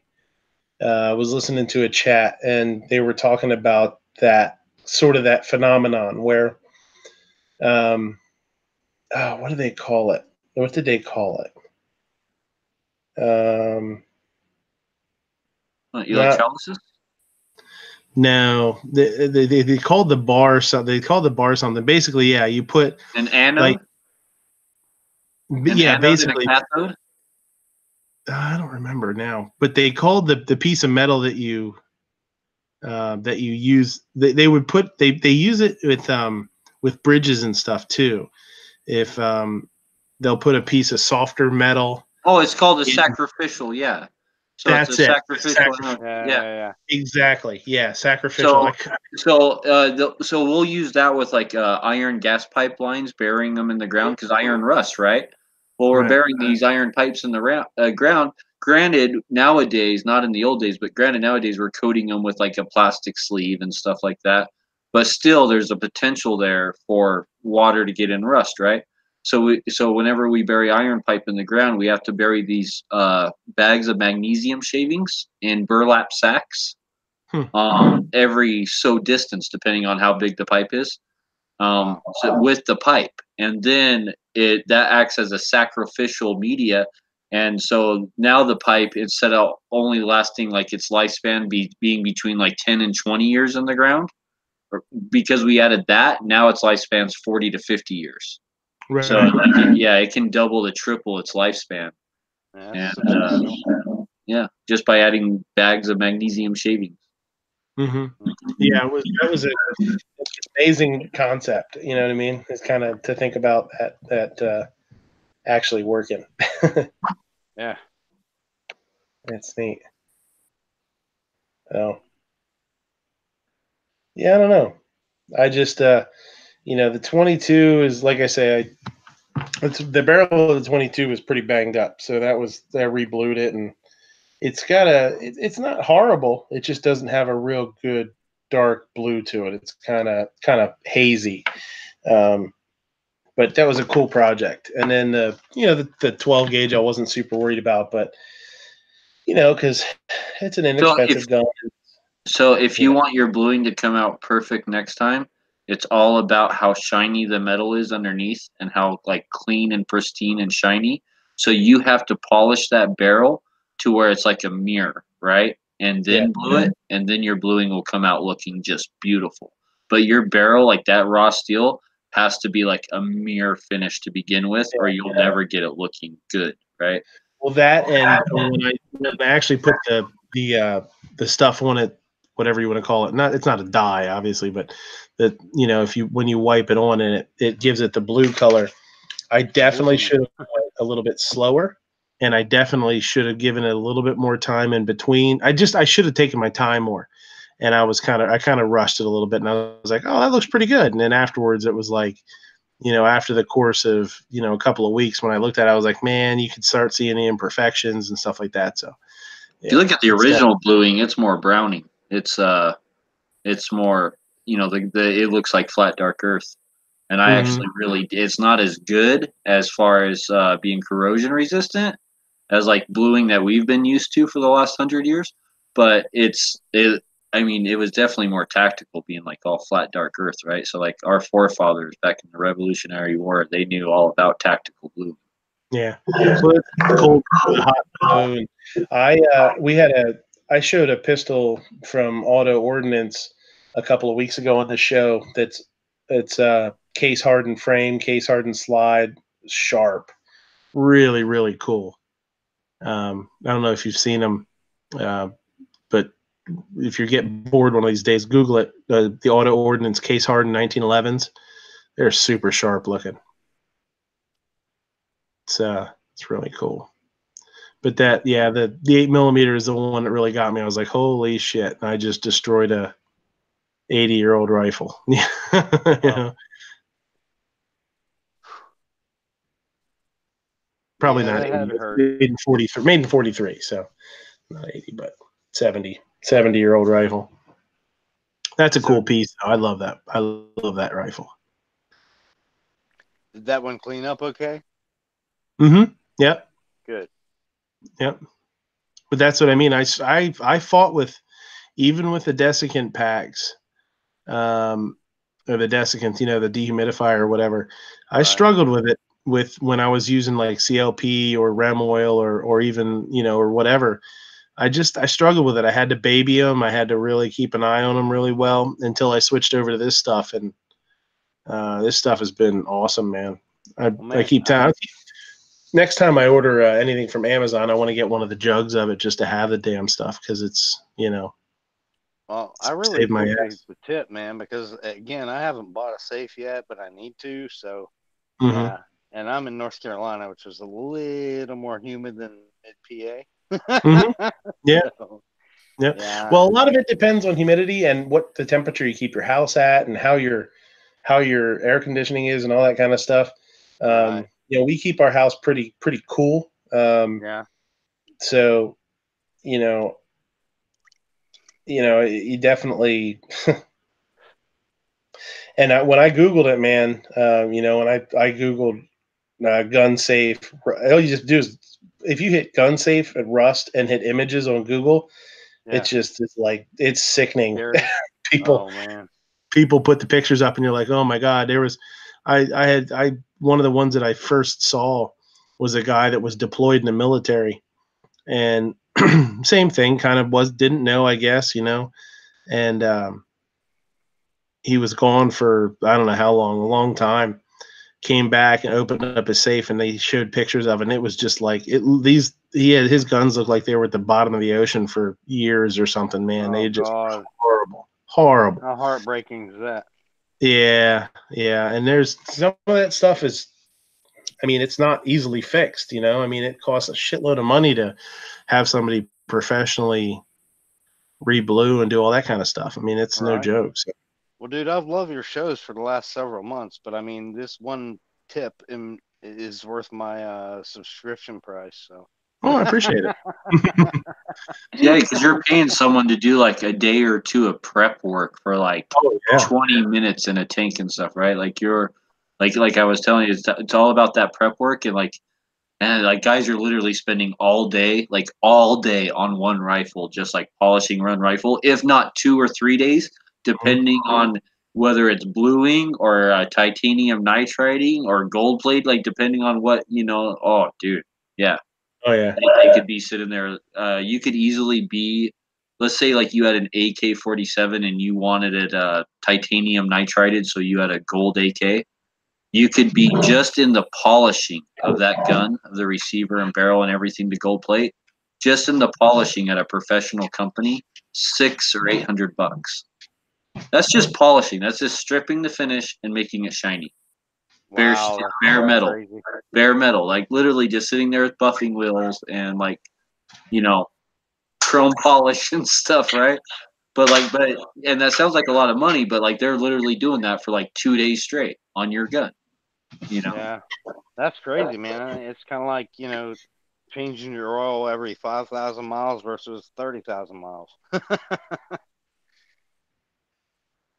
Man. Yeah, this is the 8mm. This was a cool gun that I got a hold of from my uncle. This was one of the ones that my grandpa bought. I've talked about it a bunch because it's such a neat piece. And you talk about yard sales, Dead Horse. Back in like 60, who knows, like back in the early 60s, my grandpa went to a yard sale and the guy had he said a bucket. So he must have had like a barrel in his garage or something. You know, some people keep like tools in or whatever. And he had a barrel of guns, and there was like 322s.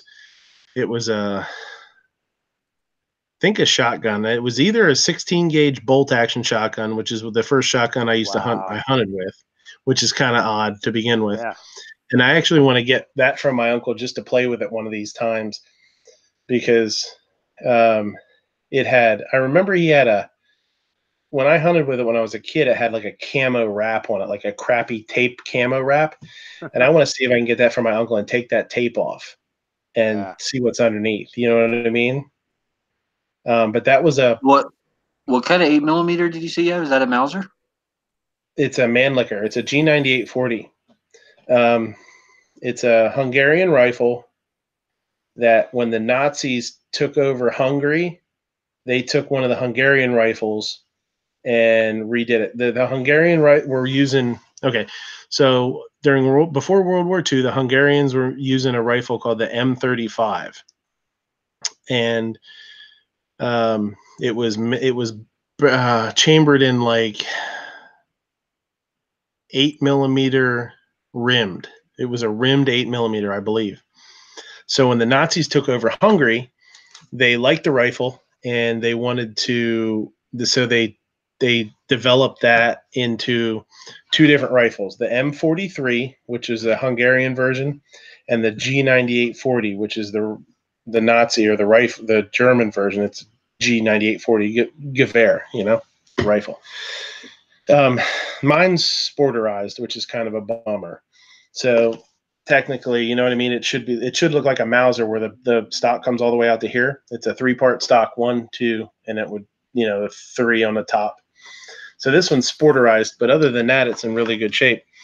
That's a reproduction sight hood that I bought off of a guy online. I just randomly found him. He was making them. But other than that, it has some matching parts and some non-matching parts. But the parts that I do have are in really, really good working condition, which is cool. And people always talk about how good their bolts are, how good their bolts work, right? Oh, my bolt's so smooth. My bolt's so smooth. Oh my god! Dude, that's amazing. So yeah, that's amazing. So it just jumps open, man. How often do you shoot that, and how often are you able to find like 8mm ammo? I reload. So that's why I started reloading, was for this. And I actually, I learned a lot. From this gun. Because when I first started getting on online and started talking about guns, and I joined gun channels or whatever, I just got this bug in my ear, and I was like, man, we have this. My has this cool Mauser. My grandpa used to always talk about this 8mm Mauser that he had, and I called my uncle up and I was like, hey, what's up with that Mauser? My grandpa used to always say how he had this 8mm Mauser, but it didn't work right, and they didn't know what was wrong with it, and he had people look at it, but they couldn't figure out why it would not work. And he said you would chamber around and shoot it, and then the action would get weird and it would lock up. Were they shooting rimless stuff? No. This was 8mm. It was 8mm Mauser. It was 8mm Mauser, rimless, 8 by 57. Right. Yeah.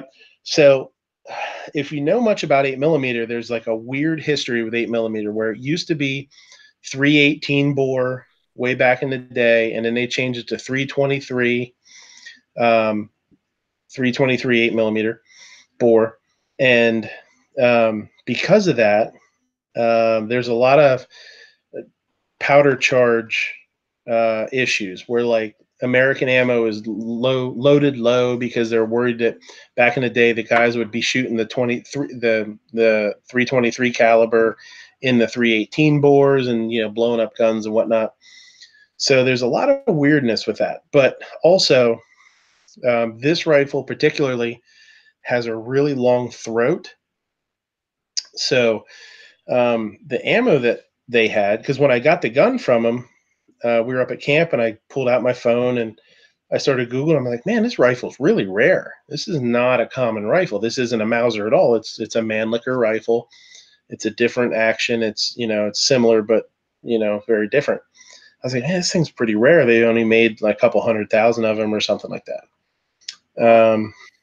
So he's like, oh yeah, here's a box of the ammo for it too. And he threw me a box of Remington core locked from God, this ammo is 30 years older than me, right? The old, the old school banged up box and whatnot. And he's like, yeah, here's a box of ammo for it. And I put the ammo in I was outside. I went outside of camp. I put the ammo in it and I chambered it. I was like, oh, it chambered fine. I extracted it and threw the round out really nice and hard. I was like, wow, I don't know, it seems really good. I'm looking at it. I was like, man, it looks in great shape. I put a round in it, took it out back at camp and fired it. And I was like, fired great, extracted a round, looked at the case. The case was tarnished and whatnot. And nothing looked weird. Nothing felt weird. I was like, man, I don't know, this worked great. So it's a stripper clip fed, it's an internal internal magazine. So I loaded 2 more rounds in it and I went to chamber it and bang, the bolt just stopped dead. Like, man, what the hell was that? Opened the bolt back up again. Well, these guns, if you know anything about this time period of rifles, they used Spitzer rounds. They used pointed, really long pointed bullets. These were 8mm Mauser were 198 grain bullets, and they were Spitzers, so they were super, super long. And the throat on this rifle is really, really long. So what was happening was with these American round nose soft points, the bullet, when you went to chamber it, the bullet was actually slamming into the top of the chamber, and it was just like bang. And if you look, he threw me this box of ammo, and I looked at the top of the ammo, and all the ammo had like nicks and bangs and dents in it. So, yeah, he already used all. So they were trying it and couldn't figure out what the hell was going on. They thought something was wrong with it, but it wasn't. It was just the fact that this American ammo was not compatible with chambering in the round reliably. You could shoot it out of it and it shot pretty good and whatnot. But so I just brought those home and pulled all the bullets out of them. But once I started to reload for myself, but if you get a Spitzer bullet, it chambers fantastic. It'll chamber. And then I reload for it. I actually had a rear sight mount, and you see these a lot with Mausers. They'll actually take this rear sight off, and people will they'll make mounts for that, and you can actually put a little rail section there, and you can scout mount it. So I actually have a scout mount set up for it that I had for quite a while, and a cheap. I had it sent away and did that because there was nothing on the internet because it's such a rare rifle. The guy had to make it for me, which is cool. He did it. He did a really good job. Northern Pennsylvania, it's called S&K scope mounts in Northern PA. If you need something done, call them up because they did a wonderful job for me. And I bought this cheap ass AIM long eye relief scope and put it on it and started hand loading for it with because I thought at the one I got on a kick for a while that I was gonna go hog hunting with it. So I started loading Nosler ballistic tip, 180 grain ballistic tips, 8mm Mauser, and it shoots them awesome. That's what that's going to shoot the best, actually. I'm pretty sure the standard load for that was 181 grains, and I think it was 181s, and I remember that because 30-06, like it was 180, and so like these two were like apples and apples, right? And there's Privy still makes a pointed soft point, and it's 198 grain, I think. Oh yeah, they definitely had heavy. They even had a designated heavy round. Yeah, I think the regular ball ammo they were using was 181. I want to say, I could totally be wrong, but I think the regular ball ammo they were using was 181. And that might have been in like the Q98 or something.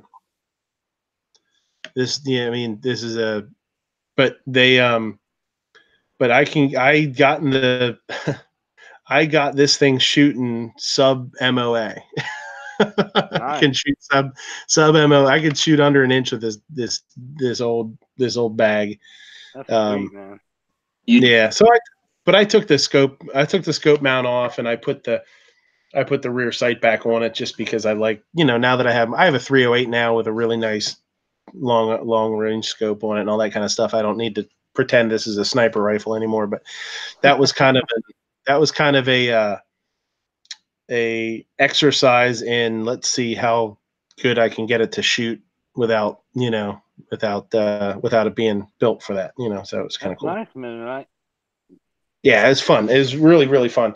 And I was able to get a reproduction sling for it. It has the through, it has the same style as like a K98 sling. Right. So it's pretty neat. But it's cool, man, that they're crazy about their serial numbers, man. I'll tell you what. The Germans serialize so much of a gun. If you know what you're looking for when you buy a used, well, obviously they're used. If you buy an old rifle, and you know what you're looking for, you could really pick apart a rifle and see if it's matching or not. If you know what you're doing, they serialize the under the sight. The sight is the graduated sight. They serialize the barrel bands. They serialize the butt plate. They serialize the stock itself. Jeez, I didn't know all that. Oh yeah, the bolt. A lot of them had serialized firing pins. Jeez. For a lot of the German guns, the Lugers I think did, and that's what's kind of neat is it's really hard to see, but you can still see the cartouche under the. You probably won't be able to see it, but there's right above. Yeah, you can't see it. Right above my finger under there, there's still the cartouche that, and then you can still see the stock. Here, let me see. The serial number on the stock. I don't know if you'll be able to see it here, but you can still see. He's on the stock. Yeah, the serial number on the stock. See it there? Yeah. Right there. Crazy. Yeah. But yeah, they're nuts. Cool, man. I'm glad you got that gun. I'm glad you were able to, get that from your uncle, man. That's sweet. Oh yeah, it's a neat piece. It's just got a ton of history to it, No I'm doubt. proud that you kept it stock too, versus rechambering it. Oh yeah, I mean, yeah. A lot of people don't know. So the good thing about the Mausers is if you get one and it shoots like crap, well, it's the easiest gun on earth to rechamber to 30-06, to rechamber to a different caliber, pretty much, and literally easy enough to literally just do it at yourself in your garage at home. Headspace an issue, but if you take your time, anyone can literally do it, and rechamber it to 30-06. And if that doesn't work, a barrel swap's easy on those. So,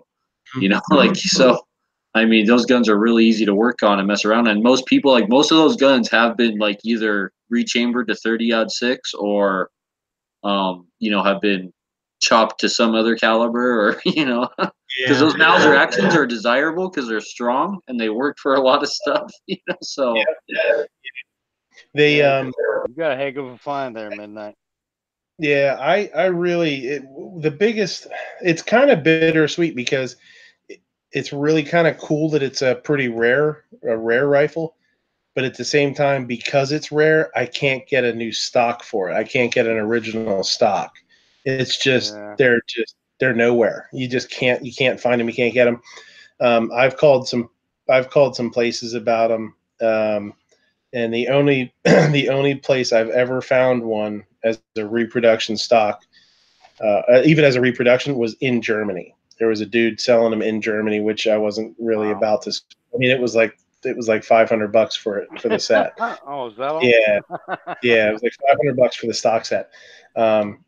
And when I've actually never talked to anybody at a gun show or anything like that actually knows what it is. Like I say, I have a G98 40, or they're like, oh, oh, a K98. And I'm like, no, it's not a K98. No, I'm like a G9840. They're like, oh, a Mauser.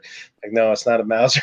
It was really, it made me, I was really all over the place when I first got a hold of it because I was like, boy, nobody knows what the hell this thing is. But, yeah. That's pretty cool, man. Yeah, it's neat. I love it. I mean, it's kind of, it's one of the only things that I wouldn't be able to really replace either, Yeah. It's yeah, no kidding. if you look them up, it's not hard to find one for good. sale. Yeah, brand new, brand new. I keep saying brand new. If you find one for sale that's matching and it's 100%, they go for a couple of grand. They're about $3,000 a piece. Yeah. For one that's matching, that still has everything. It's not sporterized or anything. Sporterized, they're only worth a couple $100, which is kind of a bummer. But but it what is, you got, man. I mean, oh yeah, it's super fun. It's super cool, and it is funny because it's like I said about the bolt. You flip that bolt open and it just jumps open. It's and it's that control feed. It's, that claw action, whatever. Like they were talking, like she was talking about. Bishop was talking about the control feed. I didn't really know anything about it or appreciate it until I got a hold of this, and I was like, oh, that's what that is. Okay. But people talk about, oh, I did this to my bolt and I did that to my bolt. No, I did the jeweling on it. No, it's so nice. And I'm like, ain't got nothing on this. you flip this up with your thumb and it just jumps open. Right. I don't know if you've done one yet, but you should do a video on that thing, man. You could do a series on that. Yeah, I did. I did a video when I actually, because I took, when I got the scope mount for it, I took this sight off and I put the scope, I sent the rifle away and he put the scope mount on for me because he had to make one. He couldn't do it from, he had the dude that did it. If you called him up, you could say, oh, I have a K98 and I need a rear scope mount for it. And he'll just mail you one. But when I dealt with this one, he was like, I have no idea what that rifle is. He's like, I've never seen one. I've never heard of one. So I mailed it to him, which alone was like nerve wracking, because I was like, oh my God, like, what if something horrible happens? You know what I mean? Yeah, I mean, we've all gotten packages from UPS and USPS. Yeah, for sure. So looks like getting hit by a train. Yeah, so I sent it away, and it took him a while. And I remember, I talked to, I guess it was I don't know if it was his wife or his daughter or something once when he had it. And I was like, hey, I'm just calling to see what's going on, see if if you figured anything out. And she was like, he's been working on that thing for all weekend. He's like, your gun's the only thing he's been doing all weekend. He's like, he spent all day Friday, and this was like Saturday afternoon or something. He built a mount for it. He couldn't build a mount directly for the rear sight. He couldn't figure it out. So she said he had to build a mount, and then he had to mount a rail to that mount. She's like, he's been putting a lot of work into it. So he did a really good job. It's obviously a custom job. And I was like, I forget what they quoted me, $68 or something like that to do. He's like, oh yeah, we'll do it for $68. And she was on the phone. He was like, he's put about 3 or 4 times as much time into this as one of our other mounts. And I was like, oh shit, they're gonna tell me they're gonna tell me I owe him like $250 or something. She's like, but we're not gonna charge any extra.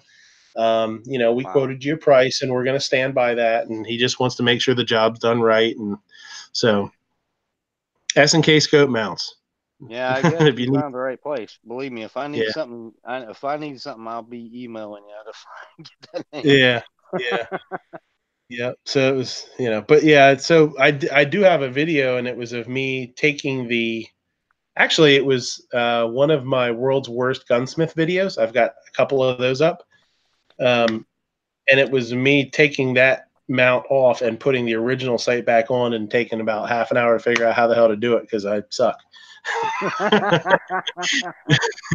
And me putting it on and being like, that don't look right at all. What the hell? It was, in the end, it was like, oh, that's how it works. That's how it goes on. Okay. Oh shit, that's easy. Why didn't I think of that the first time? But yeah. I got all I got guns dug up all over the damn place now. Well, brother, man, I had a great time. I'm gonna have to get going though. I gotta feed the Oh, I know it's and- getting late. We get the hell out of here. all that You good guys, stuff. you guys think you'll be doing a chat this week or no? I think so. I'm not sure. Cool. I got to get with David on it, but I think what we're going to try to do is David and I are going to try to get some like new voices every week. You know what I mean? We're going to try to pull some people in who, we see on chats, but we haven't heard on, haven't been on chats before. So yeah, it's a really fun. It's a really fun thing to do. It's a great way to get people brought into the community more, like not just being on the outskirts and watching. I've always tried to do that on the show where it's like, hey, what do you?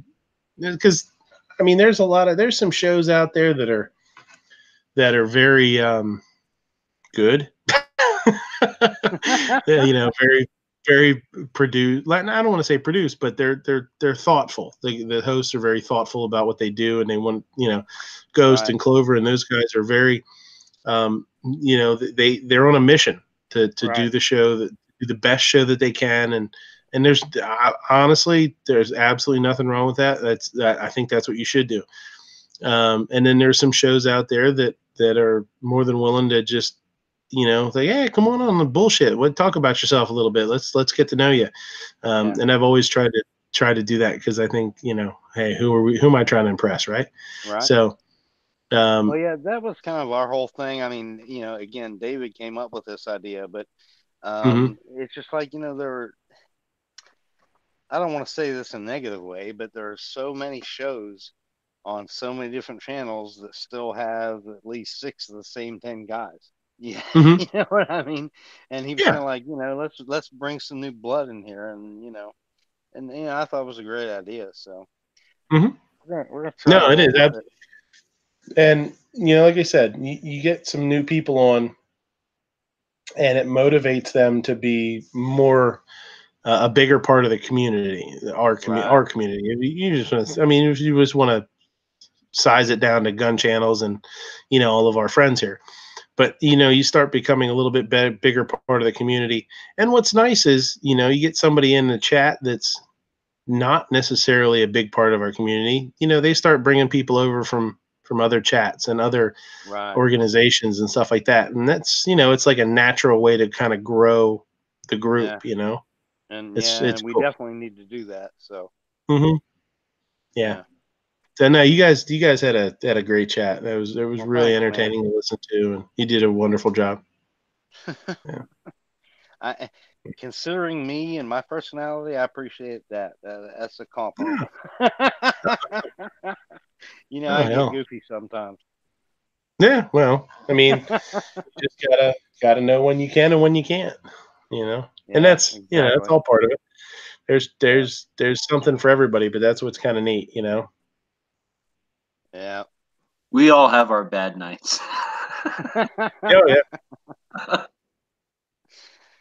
Yeah. There's definitely, there's times where you cut loose, and there's times when you got to get the job done, I guess. So keep it up, have a good time, and unfortunately, you guys do it on Saturdays. I'll never, ever, ever be able to join in, but that's okay. Oh, y'all's got to work.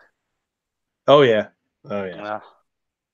Unless you start doing Saturday at midnight. Well, I'm kind of, if this thing with David and I keeps going okay, I may try to do something midweek. So we'll see. Because there are more open slots during the week than there are on the weekends. So. Oh yeah. Well, that's the thing. Boy, I'll tell you what. If you go back to when I first started watching the chats, it was, G was doing chats and some of the other guys and stuff. But man, they're just Night Strike was doing a chat. There wasn't very many. You would go sometimes a day or two without having something other than a lobby. And back then, the lobbies were a little different than they are now. But there was lobby chats that, pretty much anybody could jump into. Other than that, sometimes there was a whole day with nothing. And now it's like so much going on. It's pretty crazy. Yeah, I was having a hard time finding a spot to do my giveaway because I like to do giveaways live. It's just more fun that way. Yeah. But then again, now that I don't have 1,000 subs, I can't do it live anyway. So. Oh yeah. Yeah, well, we'll figure it out. Yeah, maybe, I don't know. Maybe they'll change that. Maybe they'll change it and bring it down to 500 or something like that. It is a bummer, and that's why I've been pushing. Not so much for myself, because I think I'll be able to live stream the rally, because I can start it. I'm close enough to it that I'm hoping to start a chat and then leave the house and go to the rally and just join my own chat. But, yeah, as long as something doesn't get glitchy and stupid, which who knows, but, with Blackcat, he can't do that and drive all the way down here. He can't do that and drive all the way to Pittsburgh, so, and he's not fucking around, man. He's serious about what he's serious about what he says. So, yeah, I mean, you did a great job for what you did for him, man. I mean, it's amazing. No, we're getting there. I got so many extra subs today. It's just wow. No, he deserves it. I mean, he's a good dude. And I like him too. I'll tell you, like when he says, hey, Pittsburgh passed this assault rifle ban, and the next step is to get cited so that they can sue. And he's like, yeah, we're going to go out. Like, he's one of the guys doing that shit. You know what I mean? If he's going to go out there and get not arrested, maybe, but you know what I mean? If he's going to go out there and get in legal trouble over it, that's the least we can do, right? Is try and help him out and spread the word. Yeah. Well, yeah, I've been subbed to him for quite a while, so but yeah, I'm so far behind on everything. I don't know. I would like to do something for him. We'll see. Yeah. Well, But what you did is send an email to Yankee. That's a good way to go. Yeah, I've got a few more subs than we do. Well, then that's the thing, and that's exactly what Yankee said. When you look at Yankee with, 600-700 people watching, it's like, yeah, you know what? Yeah. If you can get a couple hundred subs out of that, do it one more time. The rally's in a month. It's on the 6th.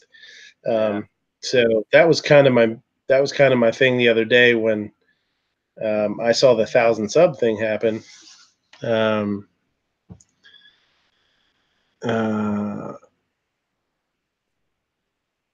Sorry. Well, here's something I just want to tell everyone. So, everyone, how many viewers do we got? I don't know if I want to tell this if we have too many viewers. I don't know if I want to let the secret out if there's too many people watching. There's probably only a couple. Okay.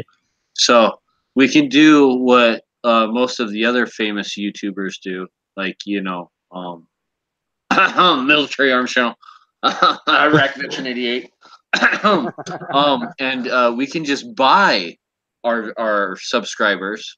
Yeah. And you just go to what is it called, Fiverr or something, right? And for like $5, you can buy 1,000 subscribers, right? Like I was looking for someone to make me something on Fiverr, and like right on the front page of Fiverr when I went to it one day, that was like the very thing on the front thing, like, oh, buy 1,000 subscribers on YouTube for $5. Now, just buy your 1,000 subscribers for $5, and now here's what somebody said in Yankees chat. Somebody said in the comment section of Yankees chat that if those YouTube is cracking down on shit like that, and if the people that subscribe to you don't watch a certain number of minutes, that they will yank that subscription. Yeah, and that is totally true, right? Well, I don't think it's they watch a certain couple of minutes. I think it's if they don't watch you at all in a certain time span, is what I heard it was. So I heard it was like 60 days. If they don't watch, if you put out content and they don't watch you for like 60 or 90 days or something like that, then that's when they cut you off. They do. They unsub.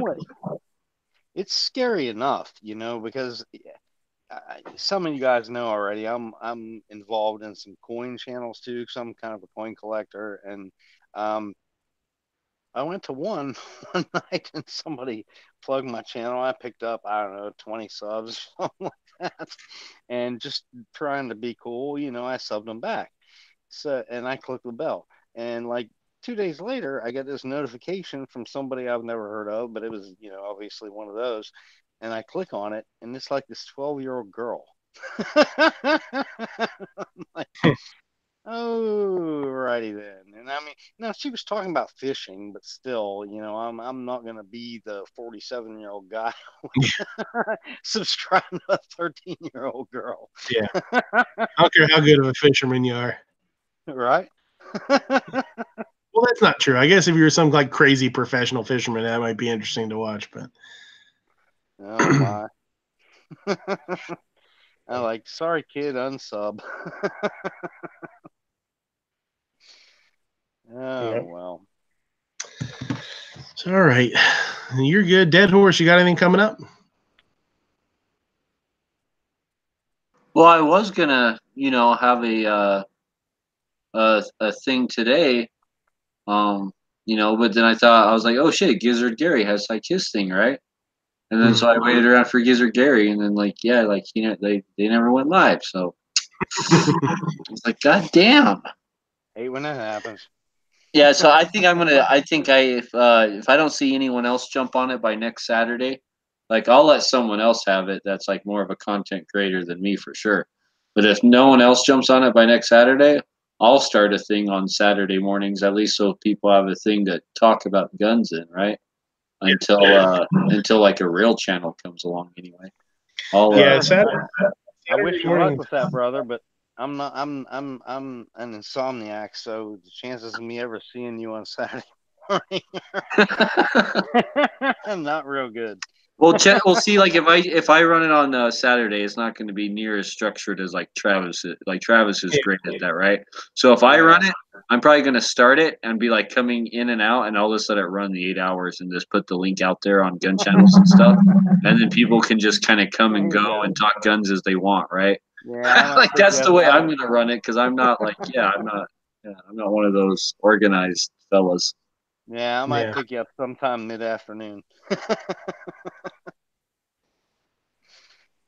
Oh well. Yeah, we Travis would go 9:30 Eastern, and then there isn't anything going on until Rick comes on. Rick comes on in the afternoon. 3 o'clock, right? Yeah, something like that. But Saturdays was nice because I go in for brunch on Saturdays at like 8:30 in the damn morning.